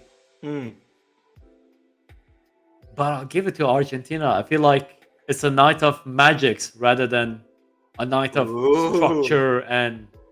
I like the well. It's a night of magic. It's not that too much. Yeah, it's a final. Something like the semifinals against Croatia. Where Messi just turns up. 1 assist, 1 goal, and dude, that guy Alvarez, what a guy! Fantastic, yeah, I love it.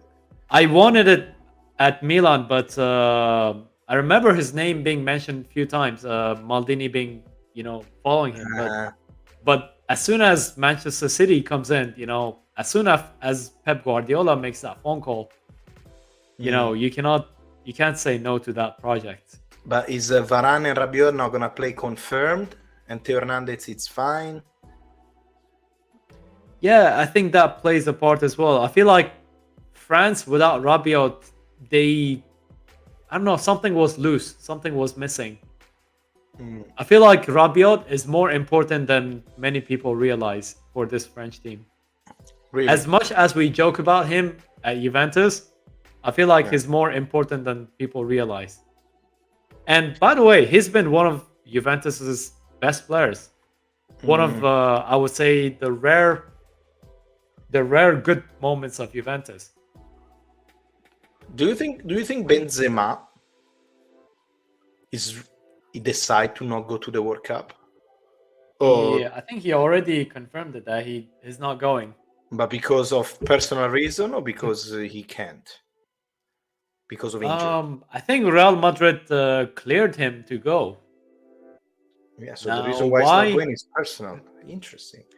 It could be Didier Deschamps, because when he was asked, he tried to avoid it almost. It's like, I want to focus on the 26 players that I have here or 24 players that I have here. Mm. So there could be something there. Who knows?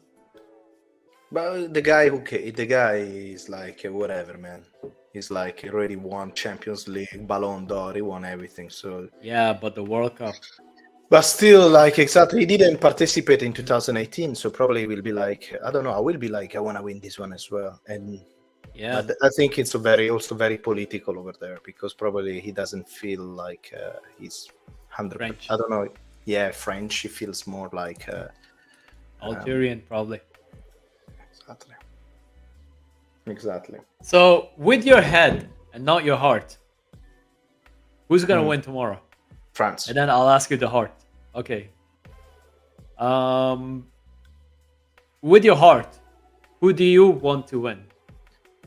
You want Messi to win, or you want Giroud to win another one? I think this is a very, very complicated question mentally because allora, for tomorrow, unfortunately, I don't have a favorite because I'm very complicated. This is gonna be sounds You mad. hate them equally? No hate, no. I have a lot of French friends here, and I was supporting them. I don't have really any problem. So here is the thing. I bet 1,000. What? Let me read this from Getonator. I bet €1,000 from Morocco for Morocco to beat France, and I lost it. I bet another €1,000 for the final to finish 4-4, and then extra time. Oof, how much is the Those cash are out? strong bets. How much is that cash out? That must be big. Yeah, That must be big. these are strong bets. 4-4. Yeah. Listen, so here is all my trouble about France and Argentina. Okay, I start for France. Number one, I'm Italian, and there is nothing that I can do about it. I cannot support France. I cannot be happy France. End of the story. Number one. Number two, Argentina. Why I don't want Argentina that wins? Argentina the one that wins because I'm afraid that if Argentina wins, there is some strange connection in between Argentina and Napoli. Ah. Yes, because for some reason, those two things are connected. Strangely, there is some psychological things around in between Argentina and Napoli that I'm afraid that if Argentina wins, can influence somehow. This is the right years for us to win, and that cannot happen. Yeah, Diego's watching from above. People watching from above, so I have to be avoid because tomorrow at the end of the day it's like Milan Napoli. So you want both of them to lose? Yes. You want electricity to go out at the 89th minute and the match to never finish. Never finish. This is what you want. This is your ideal scenario. Nah, I don't know. At the end of the day, I think, yeah. By the way, there is hope, and let me tell you. Let me tell you something, and for all you Croatians as well, listen up.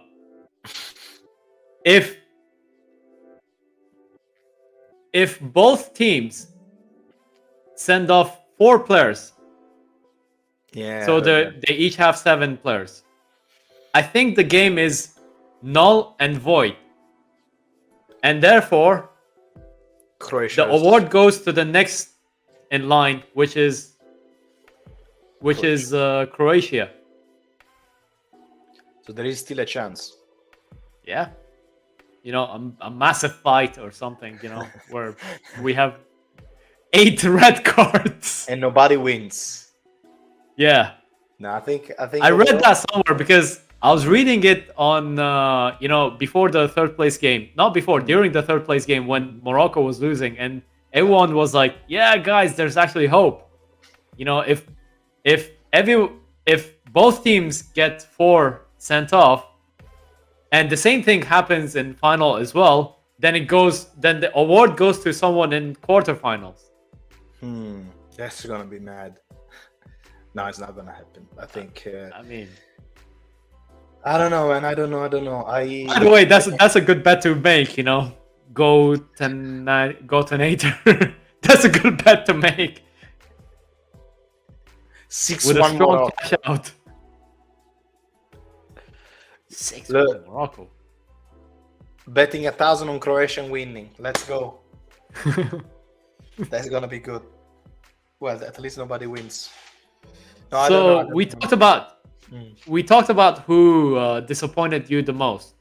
Now, who impressed you the most? And of course, the obvious is Morocco, but let's talk about hidden gems. Hidden gems, because this is hidden. Well, Like hidden gems no one talks about.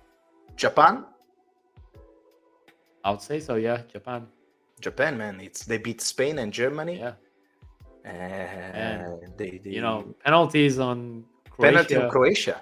So Japan, without any doubts. The others, not many others, honestly. Because all the others, they were like, well, also another things that we have to say. Another team that I was not expecting to go that far was the Netherlands, for example. The Netherlands went quite far. The Netherlands they didn't show up. They didn't qualify in the previous World Cup. Probably also in the Euro they didn't qualify. I don't recall, there was something. They didn't show up for the last 6-7 years, but they did really well. And I'm very happy because the heritage of the Dutch, it's massive. So they always been playing, always been a big football country. So we'll see what's going to happen the next Euro. We will see. What do you think for you is the hidden gem? I had Japan. Yeah. And of course, I also made that video about our Iran. boy. No. Füllkrug. Füllkrug. I feel like this is Germany's Quagliarella, when he came on too late, to save the World Cup, as Quagliarella nearly did in 2010, as Schillaci did in Italia 90. Yeah, he could have been that guy, that unknown guy that no one gave a shit about, and then he comes in and this is what happens, like Fabio Grosso, the hero of the World Cup that no one knew before. What's the name again about that guy? Füllkrug. Füllkrug. The R and the U is, I think, swapped. It's pronounced swapped because someone actually corrected me in my comments. Of course. Someone in German is like, here's the correct pronunciation, and he had a YouTube link. Yeah, I mean, for me, he had this thing on his name. He had this thing on his name. This umlaut. Above the U, there's these two dots. It's U. Yeah, from second division. By the way, if the tournament was held in summer, this guy would have been nowhere seen. Hey, do you want to answer this? You already know. What player is your biggest positive? Yeah, Füllkrug. Füllkrug. Check out my video about Füllkrug. It's my last video, actually, my latest one. Check it out. Can you share it? I'll have to shout out it on the chat. Yeah. I think I can pin it. Füllkrug. Best player of the tournament. For me, so the one that arrived to the final, Messi and Giroud. These two, they were really surprising. Even for me as a Milan fan, Giroud did a fantastic. And I don't know if you've seen an interview on, I think it was just a post of 433, the famous Instagram channel. And they did an interview to Zlatan, and they say best player of the World Cup. What's your prediction? Best player of the World Cup, Giroud. Best talent of the World Cup, Giroud. Surprise of the World Cup, Giroud. And if tomorrow Giroud score, He has to win something, man. I mean, Giroud is By fantastic. the way, have you noticed how this is totally the opposite of what's happening to him in 2018, where What do he you mean? had no goal, no assist, and not even a shot on target for Giroud, and he won the World Cup. He didn't even have a single shot on target in the whole tournament, And he and won he the won the cup. World Cup. Yeah, and now he scored 4. He probably assisted 1, maybe 2. Yeah. Who knows? See. No. Other players. Let me think. Other Theo players. Hernandez really stood up. Although I got Theo Hernandez. Yeah. Although I gotta say, that penalty against England. against Harry Kane, it wasn't Yeah. against Harry Kane. Who did he foul? Against England. Yeah, you know the one. Yeah. The one Against that Harry Kane missed. I gotta say that was a dumb penalty to That was a commit. dumb That was penalty. a And he dumb does foul. that. He does that. Sometimes he does that. Yeah. Yeah. No, it's another player that I enjoyed. Well, to become the player must be Amrabat from Sofyan. Morocco. Man, Yeah. that guy. I think he has a lot of for sure. For sure, the story goes like this. He has a lot of injuries in Fiorentina. That's why he never shined. That's the only thing that can come up in my mind. But Amrabat did a World Cup that, I mean, I would love to see him in Milan. But I think he is probably going to be in the team of the tournament, and without doubt, and he deserves. And just for a fun fact, his brother used to be in the 2018 World Cup. I didn't know. Amrabat. Yeah, the older Amrabat. And I was watching Morocco play versus Iran in 2018. Yeah. And I remember the older Amrabat, he got a concussion. So he missed the next game. He had to miss. Like there's by FIFA law, there's a time limit that you cannot play if you have a concussion. And the older Amrabat was released by Ajax because I think he had some disease or something. Like something that prevented him from becoming a professional. Wow. And eventually he had a respectable career. Like he played in PSV, he went to Premier League at one point. Wow. And the younger Amrabat is making history. Yeah, it's true. I agree. It's fantastic for his country and for Fiorentina. That now Commisso is gonna be like, oh, now we're gonna sell this guy for 100 million to Manchester City. Young Go, hi fellas, just got home from boozing. Lucky you, buddy. Greetings from Young Go. Young Go. Hi fellas. Just come Welcome back. to the chat, man. Where did you go? And don't say green tea. And don't say green tea. Wait, I cannot tilt this. Can I? Shit! I poured some on my laptop. I'm wondering what he's gonna type now, but Guardiol, hi from Malaysia. Guardiol, very Malaysia. Good defender in. Where does he play, Guardiol? By the way, 94 Mas. What team does he play? I don't recall it. Guardiol. It's very good, fantastic defender, really. Yongo, what did you drink? We want to know, what did you drink? I see the pictures of him in Leipzig. Yeah, RB Leipzig. Uncle Sharma, is this contributing for a better internet for Fabrizio?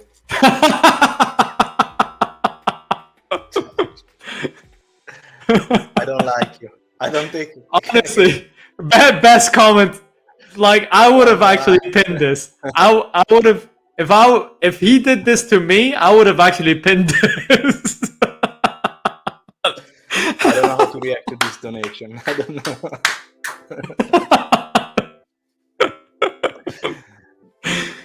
Honestly. This is all right. Tomorrow I'm gonna do the phone calls to the orange guy. I'm gonna ask him to do the Who's the upgrade. orange guy? Thank you, brother. Thank you so much. Tomorrow I'll do the call. I will ask them. That was actually What funny. can I do?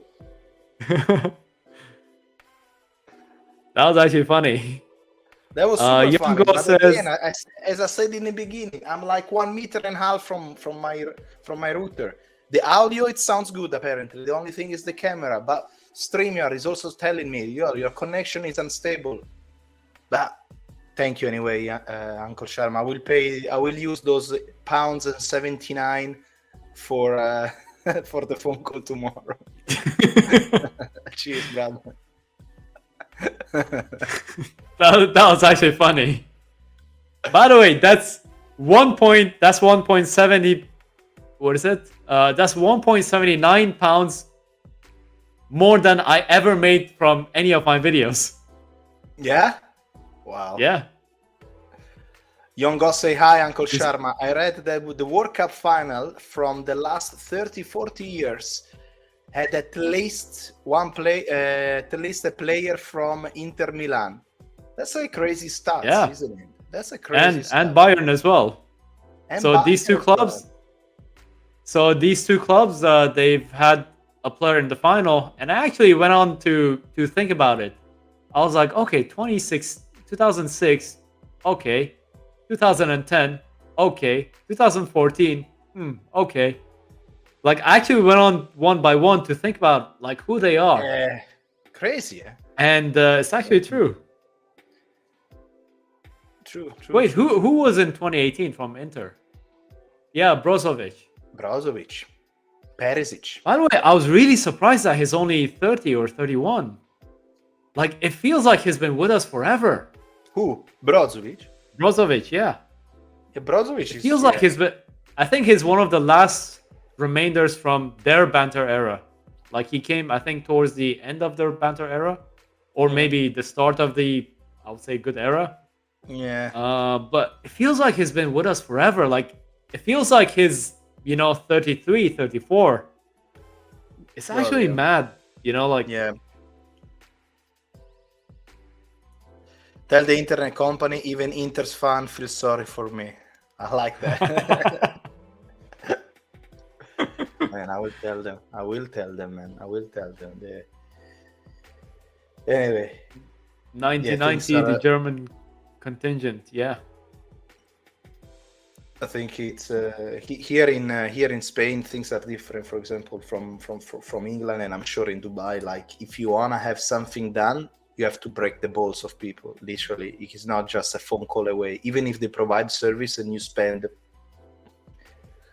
60-70 euro a month for internet, SIM card, phone calls, and whatever, still you need to call them. You need to push them, because if you don't push them, it's like in Italy. Like certain things that they don't work really, really well in this side of the world. For example, I remember when I was in England, when I was in Australia, things you just a phone call, bam, bam, yeah, sorry, we fix everything. Here is like fighting against. Anyway, the guy's probably having a siesta at the afternoon nap. Like, he would actually get pissed at you for calling him during his afternoon nap. But no. The customer service, they usually helpful. Like, hey, yes, how can I help you? They're very nice, but it's just they don't solve the problem anyway. I think every Champions League final in the last 10 years have a Croatian player. Oh, that's a big one. Yeah, that's like 2 Champions League. Wait, no, Champions League final. I'm still thinking World Cup finals. I was like, that's only 2 World Cups. Yeah. So that's interesting. That will be an interesting stat to know. Well, but yeah. I think it's crazy how to see it. Anyway, Croatia grew really, really, really a lot in the last few years. Imagine 4 million people. You produce that many footballers, and that's just Croatia. Imagine if Yugoslavia was still united. Dude, exactly. What a team it would have been. What a team it would have been. Like, oh yeah. I'm sure they're not happy to have this conversation, but what a team! Yeah. What a team! Yeah, true. Okay, I'm dreaming here. I'm just saying things that you know what is gonna happen in Don't few kill years? him. No. You know what's gonna happen in a few years if football is going towards the direction that we were saying before? I think there's gonna be like something like South America against Europe. It's like Eastern versus Western Conference League in NBA. You know, they do Western against Eastern for NBA. They're gonna do identical things in football. Europe versus South America. You're gonna smash That's them actually all the interesting. time. Yeah. Yeah, they're not gonna. There is not gonna be a match.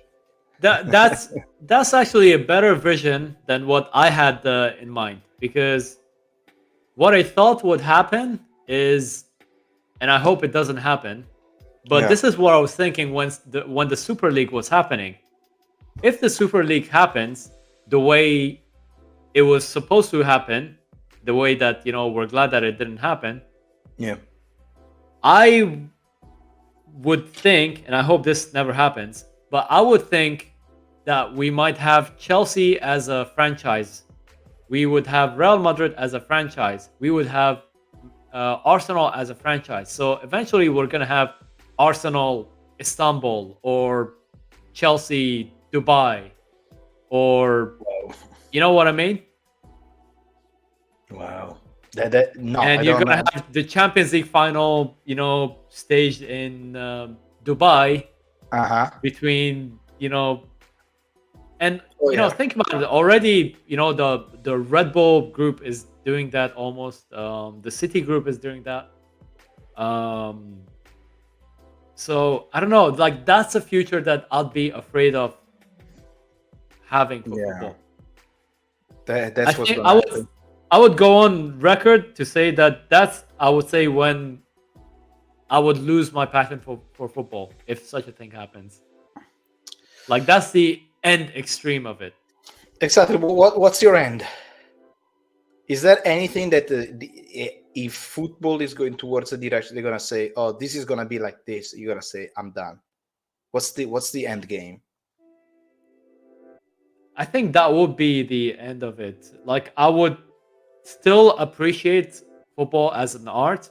For me, football is, I would say, the ultimate movie, the ultimate unwritten movie, because or I would say the ultimate unscripted theater, See. where you do not know what happens and no one knows what happens. Even the actors in that plot don't know what happens. The ball is round, anything can happen, which is what makes the World Cup magical. You have 90 minutes, anything can happen. It's not like you can make a draw and then you have 37 other games to make up for it. But so yeah, I will always have appreciation for that as a live theater.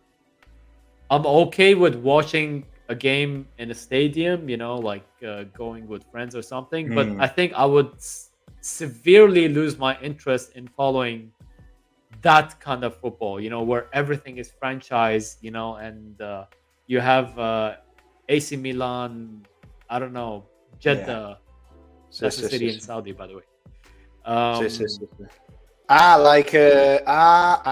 You mean like the same team in different countries playing their league, like like a parallel league? Yeah. Wow. And then you have, let's say, this law that they can transfer players between themselves. Oh gosh. Kind of like what the Red Bull group does every now and then.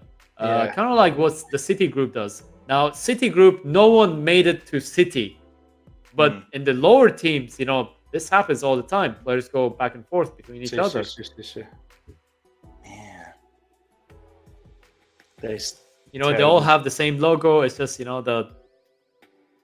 the city that's different.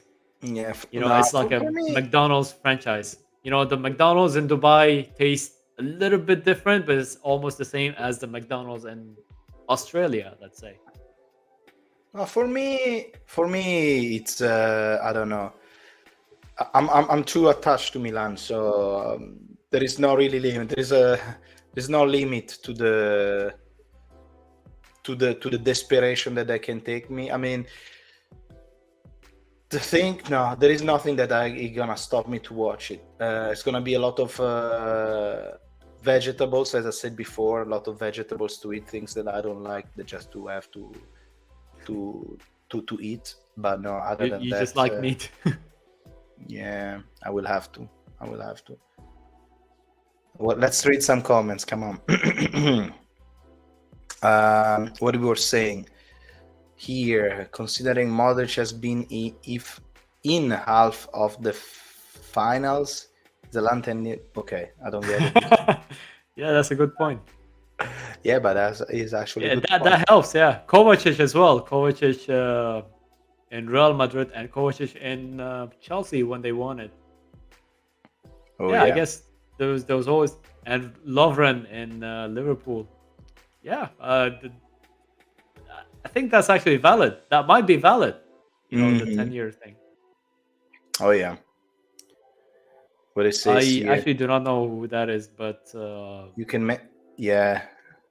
Sutalo. You can mention Yugoslavia. We are not crazy how media show us is actually worth. Joke. I could imagine. City is a franchise. New York, Girona, etc. Yeah, all of them. It's and to add to an interesting addition to that list, it's Palermo. Palermo as well. Yeah, Palermo as well. We'll see what's going to happen in the next few years. They're going to sign Mbappe. Yeah, you heard it here first. When I saw Jordan Brand on PSG jersey, I started to lose some faith in how things might be shaped. Of course, Young Ho. Of course.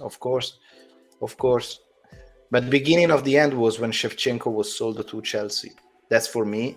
Chelsea was the first ever plastic club that somebody with a huge amount of money just came in and started collecting. They are allowed that, they're going to allow everything else. Manchester City and so on. Yeah.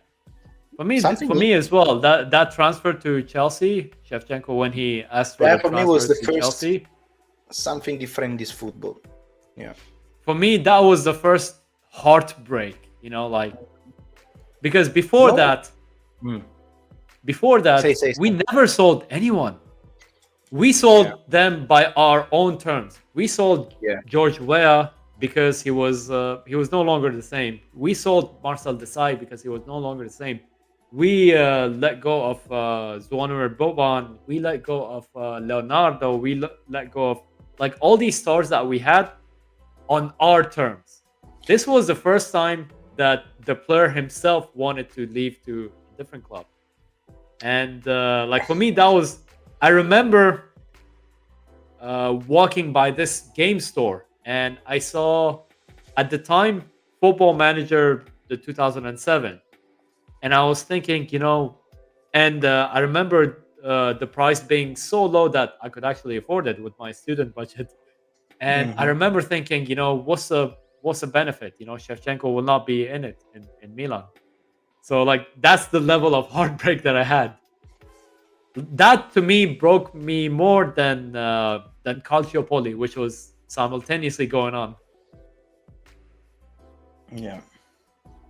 Look, I think I think what Maldini is trying to do is trying to bring Milan back to that, not with money, because money can always be, you can always have more money, but with something that money cannot buy, which is honor of the jersey. So Milan in the last few years, what he's doing is like, there is no player bigger than this club. If you want to stay here, this is the money that you're gonna have. If you don't like this money, this is the money that I think you value. If you don't want this one, it's because AC Milan is saying, this is your value. If you don't like the jersey, if you don't like staying here, that's the door. And then you go off. And that's what's happening. And I'm happy. And I'm sorry to say, and it feels, and it's hurt to, if Rafael Leao will not follow this, he will go, man. Like everyone else. And as everyone else, we survive. We survive without Shevchenko. We survive without Kaká, we survived Okay, without. we didn't really survive without Kaka. We entered the 10-year better era. No. Hang on. We still Yeah, won. we survived. Yeah, but We still survive. We still survive because then we got Ibrahimovic, we got Robinho, Ronaldinho. We won a Scudetto. We won a Supercoppa Italiana. We still won some stuff, and it's afterwards when we had to sell Ibrahimovic and what's his name and Thiago Silva.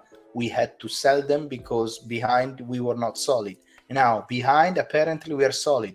So it's all about respect the jersey. That's it. So we'll see, man. We'll see. Will be interesting. Basically, Italian football is in danger if they don't wake up. I agree. Why can we have our own stadium in Milan? We need the financial income. I know, Peter. I know. Not just for tickets, sponsorship of the stadium or some brand. And then he goes. I think the stadiums have come a long way. I think there still needs to be a long way to improve. But if you look at Udinese, beautiful stadium from what I heard people that went there. The stadium of today. The stadium of Atalanta, they just rebranded the whole thing. They bought the stadium for 8 million, by the way, the old stadium, and then they what do you call it? Like reconstructed it side by side during the COVID when everything was closed. And a friend of mine whose wife is from Bergamo, like he went there, he was very pleased with it. Yeah. So there are things that are happening. Milan and Inter are trying to make this stadium. Now, whether that happens with Inter or without Inter, there's at least Milan is serious. Juventus already made something. Yeah, but Juventus is bankrupt now, so we'll see. Yeah, true. But in terms of like the stadium. Oh yeah. And then yes, I remember. And sorry, I didn't read this. Let's be honest, Real Madrid is the pioneer. Just remember the first Galacticos. And yeah, remember when they bought Michael Owen for no reason? Yeah, but they brought Antonio Cassano for no reason. But yesterday, apparently, they bought 16 years old Brazilian for 60 or 70 millions. I mean, I saw some highlights of that guy. Like that guy, of course, by highlights you cannot judge, but exactly that guy is mad. They were right with Vini Jr. Anyway, we're still strong when Sheva left. We were still strong when Sheva left. We signed Ronaldo and Gilardino, yeah.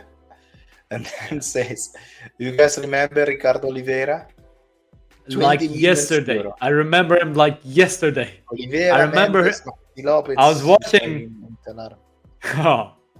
I was watching that first match. Speaking of Oliveira, I was watching his first match against Lazio.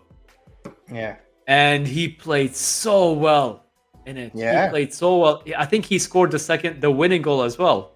He inherited Shevchenko's number 7, and I remember he played so well that I was probably he is the real the guy that we really were like, this guy here now. It was pure banter area. When you think about Oliveira, eventually it's pure banter area. In my mind, at least. Menes as well, like. He was a typical Brazilian, like relaxed, Yeah, Didn't I think really it was Colombian, by the way, or Colombian, Venezuela. No, Brazilian. But he also played here in Dubai. Okay. I met him a few times. He's a very chilled guy. Really? I think he's still playing. Wait, I think he's still playing. Ricardo Oliveira. That was a few years ago when I met him. Oliveira. Where are you? Where are you? Yeah, because I'm getting multiple Ricardo Oliveiras. Oh, he's still playing, but he's back to Brazil. Yeah, he's back to Brazil. He's no longer here. Yeah, that was 2014 when he was here. 2009 to Yeah, almost right after Milan. Yeah, it's still playing then. 2009 to 2014, he was here. He was in Al Jazeera and Al Wasl. That's when I met him. And Peter is right. Say, hey, you met the legend Ricardo Oliveira and you didn't tell us before? What are you hiding here? Well, we talk about the skies and the heavens, and what would we talk about? We talk about the jerseys. This guy slipped. By the way, me being in Dubai, a lot of people come here. This is something so normal, seeing people here. What? Because of the warm weather. I have a lot of December. people in Barcelona as well. I don't. What do you mean? No, because Barcelona is, I think, like geographically is larger.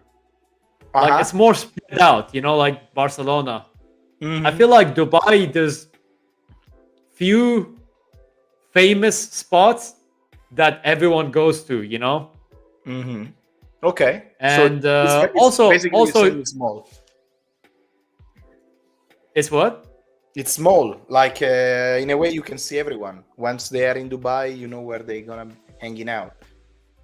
No? Almost, but also in the football terms, like they no longer do this, the European football teams. But I remember Bayern Munich came in 2006, and they were training, and we were standing right on the outline, the throw-in line. We were standing literally on the line, like that's how close we were. I think Milan was the first team that closed that. Like we had to watch from the stands, not from the pitch side. What a pricks. Yeah, but to be fair, that Milan, they had to do it because it was David Beckham. It had celebrities, like it had Ronaldinho. It wasn't just no ones. Yeah. Okay, I know the story now. Milan should sign Guardiola. I agree. I think there's gonna be some movement this December, January. There's gonna be. Okay. He's on the Real of Chelsea. Okay. Milan doesn't have that kind of money. Look. Yeah. I'm gonna take a snack and then gonna answer this question. Okay. If you wanna start. All right. I'll start on this. What player would you pick in his prime, Messi or Ronaldo? So I'm assuming this is the Portuguese Ronaldo. It's hard actually. I think having Messi in your team is like a cheat code, like that cheat code. I feel like if you have Messi in your team, the prime Messi, I feel like that's 1-0 already for your team. A prime Messi. I mean, as much as I respect Ronaldo, but prime Messi was a magician. All right, so I don't know if I should wait for Old Heart to come back or. I know what you mean. Oh, you heard everything? I heard everything, of course. All right. So you say you go Messi more than Ronaldo? Yeah. I think. Okay, here is my question. No, here and is by the way, question. prime Ronaldo was for me. Prime Ronaldo, I would say it's the one at United. Like that's the one I like more. Oh, I got the one at Real Madrid was the more efficient one, whereas the one you wanted to watch, the one in United, the one that earned that world record transfer. But then, yeah, my answer is Messi. I think this guy is a cheat code, Yeah, no. I agree. I think, I think that the best football player is Messi, without doubt. I think if he wins the World Cup, there is no more topic. That debate is No, I agree. Look, I say Messi is definitely. It's a pleasure to see him because if you play football, you know how easy it's for him doing things that you actually have to really think through. If you have the acceleration, the speed, the balance of that player, it's unbelievable. So I think he definitely is gifted gifted in a right way. In for football, it's definitely fitted. But my thoughts is on Ronaldo, because I believe that Ronaldo is the proof that hard work, sweat, dedication, concentration, focus, believing, and everything, you can still beat a genius. So if you ask me, are you more a fan of Messi or Ronaldo? I think for what I want to believe, Ronaldo, I see more myself like a Ronaldo than a Messi. Okay. I'm not saying that Ronaldo is better than Messi. I'm saying that Messi is a genius, but Ronaldo is the human proof that if you really want to have something, if you really want, you can even beating a genius. So I think inspiring is more Ronaldo than Messi, and that's why I will have more. I agree. You know what I mean? Messi is a genius, impossible to beat. But Ronaldo, I don't think that Messi will be what is Messi today if there was no Ronaldo, and vice versa. They are perfectly balanced, and we are lucky to see them play at the same times. I am 100% sure, man. And we will talk about this for a long time. But if tomorrow Messi would win the World Cup, I think it's over. Yeah. I mean, the GOAT, it's one. You know, it's not. I don't know, man. I don't know. But on the other hand, also you have to think about it. And I'm gonna say this. Messi won a lot of won a couple of Ballon d'Or that he didn't deserve it, because there was year against Lewandowski, the year 2010 there was Snyder for Inter, there was probably not really deserved 7 Ballon d'Or. If he's gonna win the World Cup, he's gonna go 8 Ballon d'Or, because I guess that's what's gonna happen. Probably doesn't deserve 8 Ballon d'Or, probably deserve still 5, the same as Ronaldo, correct. The thing is, when Messi was playing in Barcelona, I'm sure if I was playing myself or my cat as a front striker, she will score 51 goals. I will score 40 goals, because that Barcelona was ridiculous. You know what I mean? Like, they were so good. They were so good. So, I mean, even Pedro, which is a okay player, he became a star. Like, oh, go to Chelsea. Oh, now it's okay player, Pedro. It's okay player. I'm not saying it's bad. I'm saying it's okay player. But when he was playing in that Barcelona, oh my God, Pedro. Yeah. He's not a champions like Villa. It's not like a champions like Xavi or Iniesta. Or Jordi, no, what's his name? Abidal or Jordi Alba or you know. But anyway, I feel like prime Ronaldo is, you know, like sometimes you take a player from PlayStation and you go to edit mode, you increase everything to 99. I agree.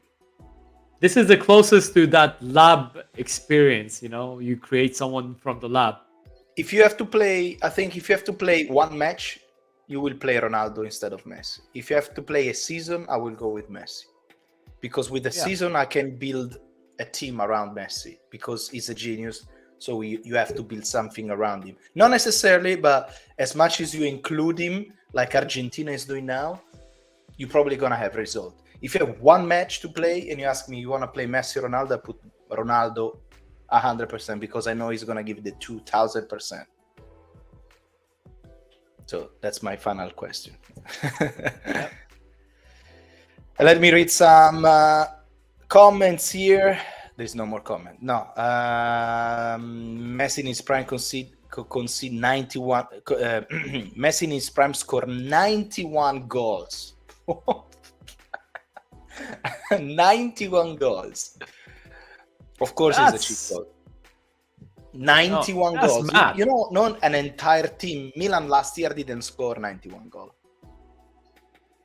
And I understand when, I think that was the Frank Ribéry season, when they say Frank Ribéry should have gotten the Ballon d'Or. Exactly. This is the season for that Frank Ribéry. Fucking hell, That's the season. 91 goal, man. Are you You, kidding me? you have no chance.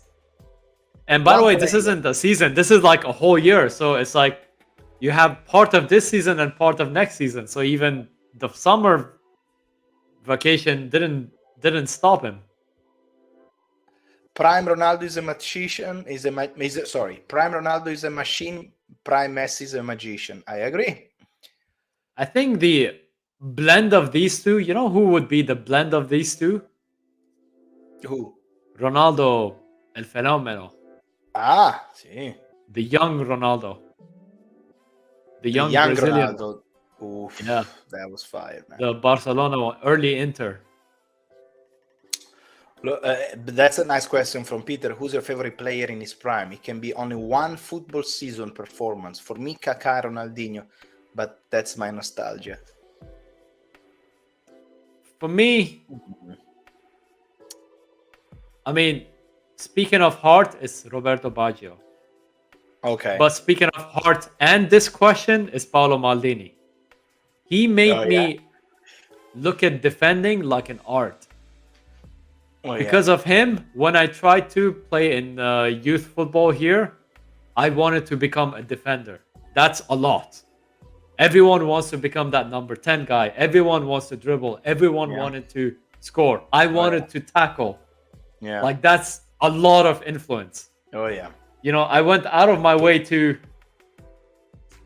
get this jersey. You know, part of it is actually torn. Like, that's how old it is.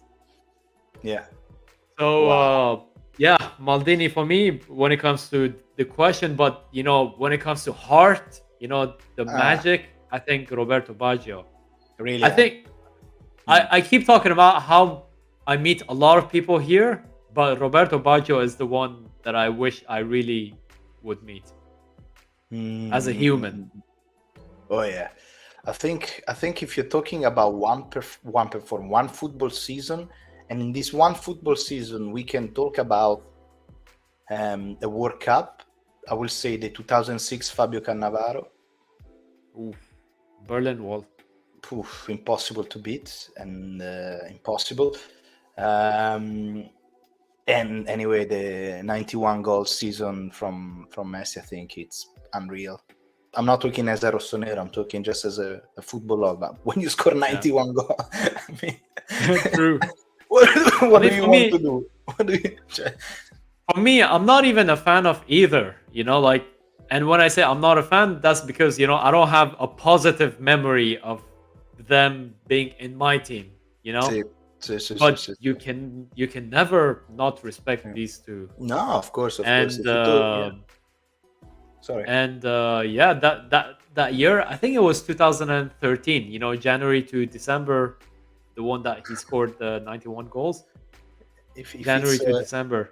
If it's a Milan memory, if it's I feel like I can guess who. I feel like I can guess who. Kalulu. It's not. It's not Kluivert. It's George Weah. It is George Weah. It is George Weah. Good guess. Wow. George Weah, and another one that George Weah is one of those guys that I was really happy to meet. Like, I didn't just see him. I actually like shook his hand. Like, he is really. Yeah. I was a student. This is a different story. 2000, I think it was 3, if I'm not mistaken. I was still in school. He came here to play in Al Jazeera. Okay. He was a bit chubbier than what, you know, you and I remember. Yeah. But honestly, like, you know, like when you meet someone and he leaves an impression, like he's a nice, like he humbles. And like for me, because I see a lot of these people, it doesn't really mean anything when I see someone famous. Like, I'm just used to it. But that's one of the guys that I wish I had a picture with. Wow. And the reason I say also Roberto Baggio is, you know, as a person I wanted to meet is because of that as well.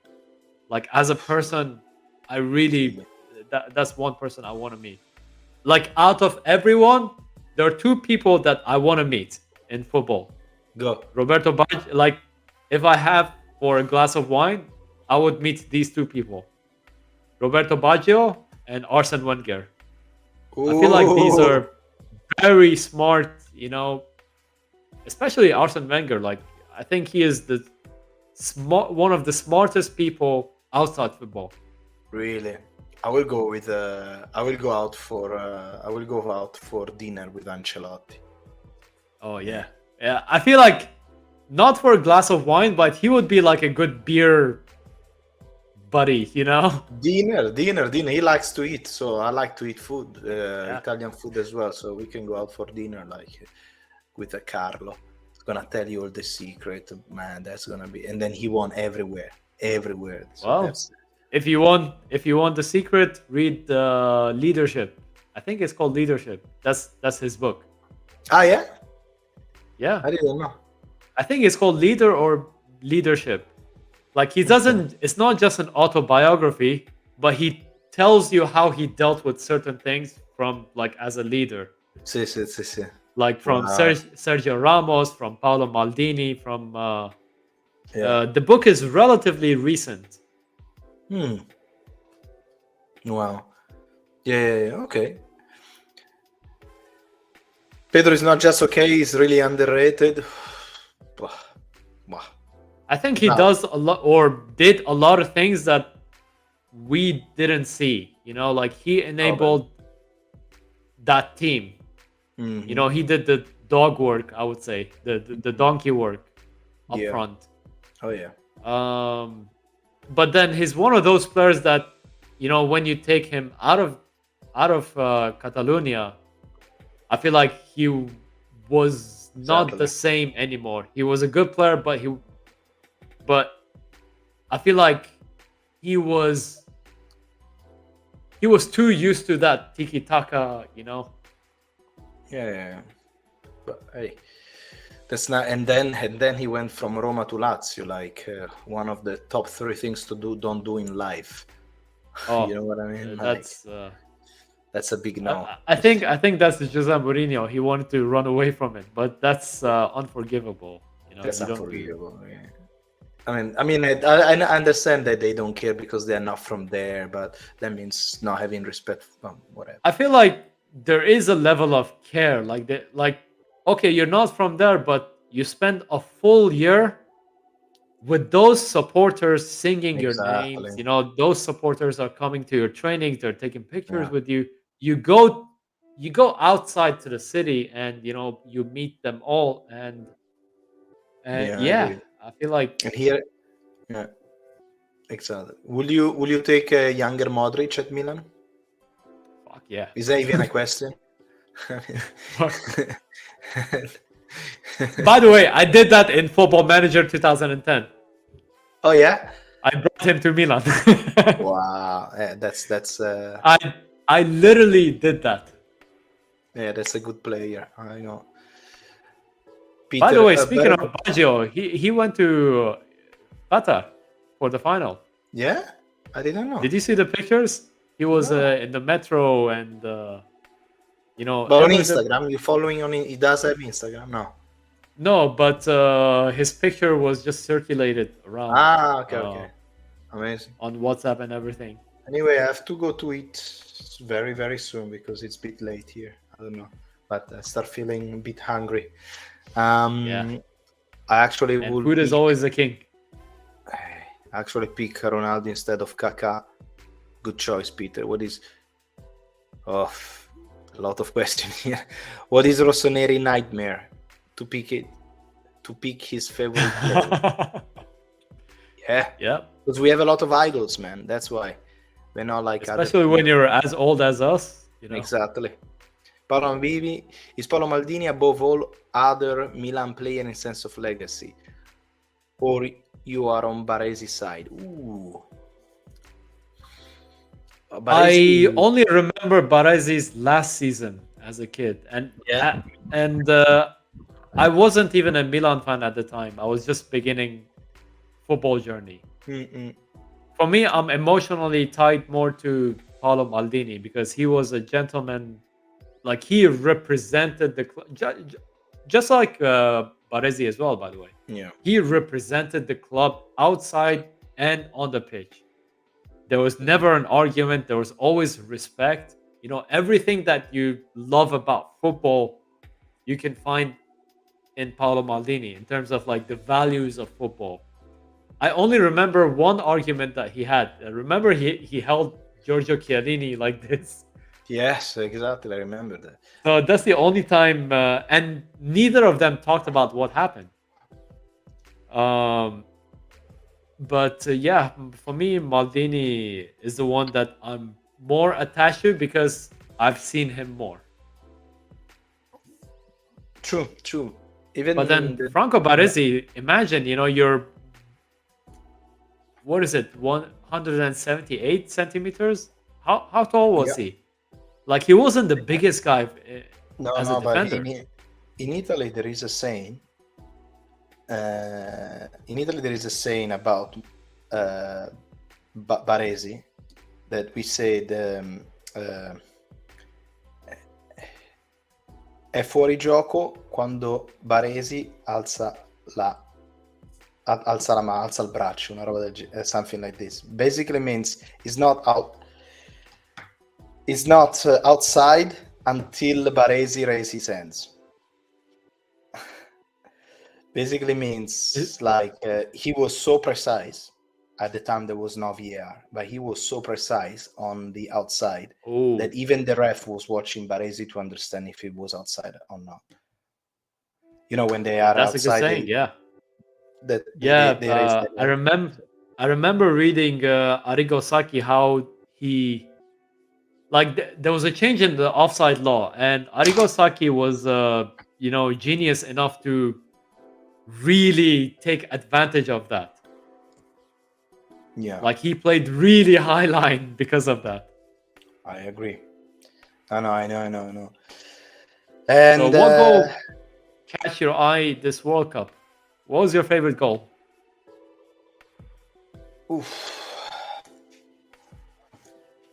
He's not out until Baresi raises his hands. Okay, yes.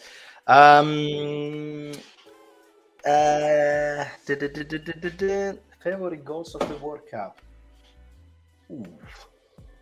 What was yours? I'm trying to think as well. There were some mad ones that were scored.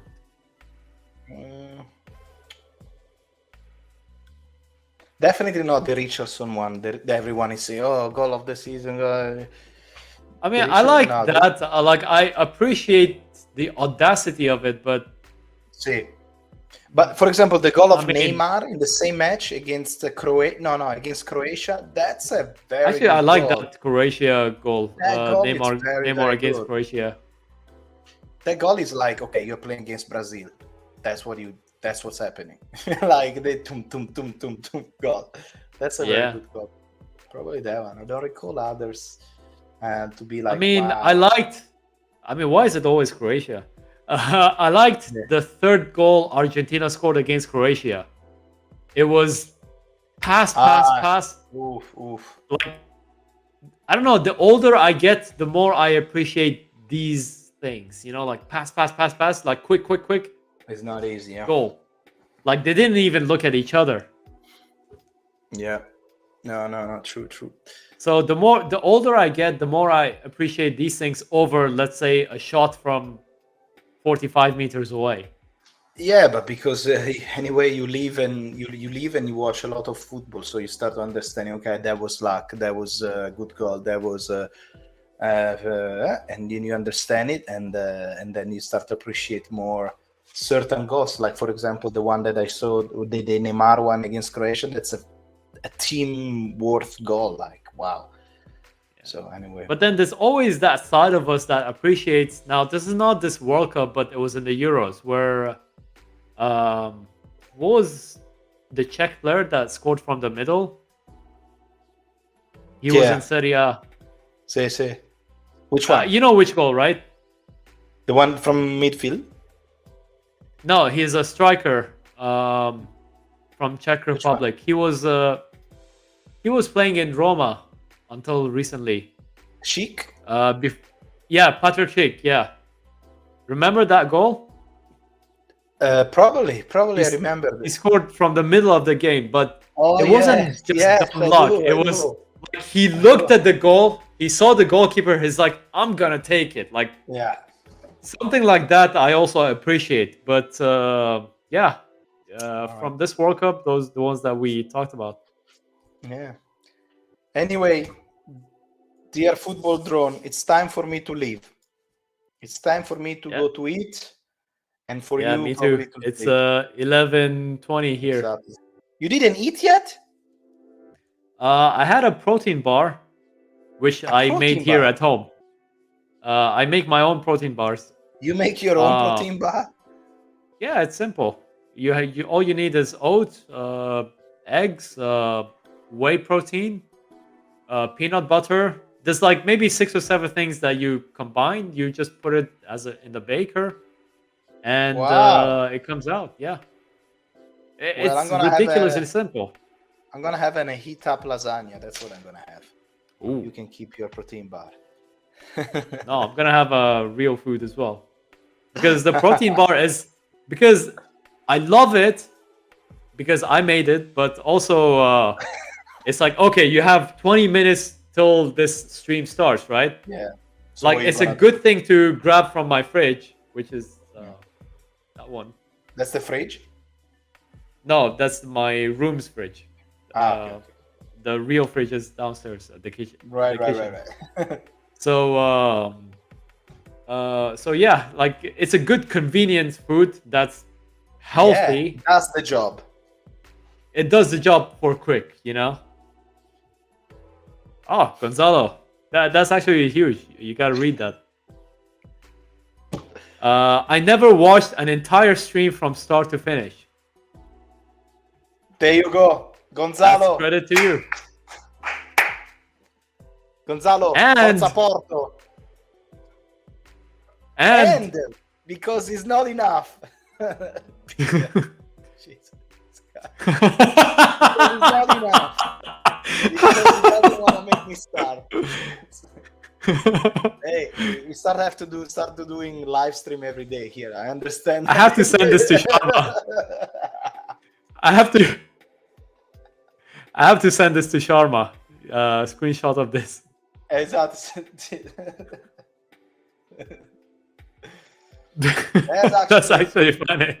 That's super funny, man.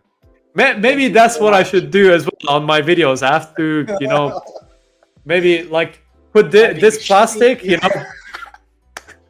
I'll put this plastic. Exactly. That's perfect. So it was always good to see you. See you, You know, man. enjoy Hey. the lasagna. Is it a meat or chicken or just plain Meat, lasagna? Meat. Meat. Meat, All right. yeah. Enjoy the Thank you lasagna so much. and use that 16.99. Is it kron? See, it's kuna. I guess it's kuna. Is yeah. Yeah, use that to order I will extra use things. it. You know, I will a use beer it. I will to go with it. use the other donation for Yeah. having a better For a beer, update. yeah, because for you guys beer is cheap. For us, it's ridiculously expensive. It's like Look, 10 next time I'm gonna start euros doing here. like this. I'm gonna start doing like this. I don't know if you see. Next time I will start doing like this, and I will be like, "Hey guys, how are you? Everything is fine. I still have a little problem with my connection. I don't know if you've seen it." Yeah, you know, like 10 years down the line, you're a famous content creator, and then someone goes back to 10 years to today, and he's like, "Yeah, I caught him in a scam," and it becomes this Yeah. big thing, and you have to release an apology video because of that. And Hey, by the way, now that we are just few intimate people, look. So this is, I have 2 cameras, right? Okay, the connection sucks. Okay, I understand it, but now I'm gonna show you. I have another camera. Look at this one here, because I think you'll receive another donation to get extra Look. camera. What about this? Oh wow, Do you see it? Now I can see where the donations are going. Do you see the donation? What do you think about this one? It's even worse, isn't it? It's hard to say with the connection. Yeah, I need to fix that first. Allah. But I think it's an exception. I don't know. Maybe it's just an exception thing because normally it's quite decent on your end. Like when I have you on my videos, it's normally decent when we I do don't know the what's Zoom happening. calls. Anyway, hey, thank you so much for today. Thanks to you. Ciao. And Thank you, Peter. enjoy Thank the you, lasagna. Gonzalo. Thank you, guys. Thank you. Thank Thanks, you, Uncle everyone, Sharma, guys. as well for Uncle Sharma, the thank internet you. donation. Gonzalo, the GOATanator. Who else? Mr. L. L. Whoever. L. L. Just L. not that. I'm going back. Danny, it. Bell, Lang. All of them. Thank you so much Yeah, for. all of them. Enough, Alam. All right. Well, Ciao, thank you guys. to everyone who stayed until now. Really, really appreciate it. And yeah, looking forward to when we do this To next the time. next one. Ciao. All right, take Forza care. Milan.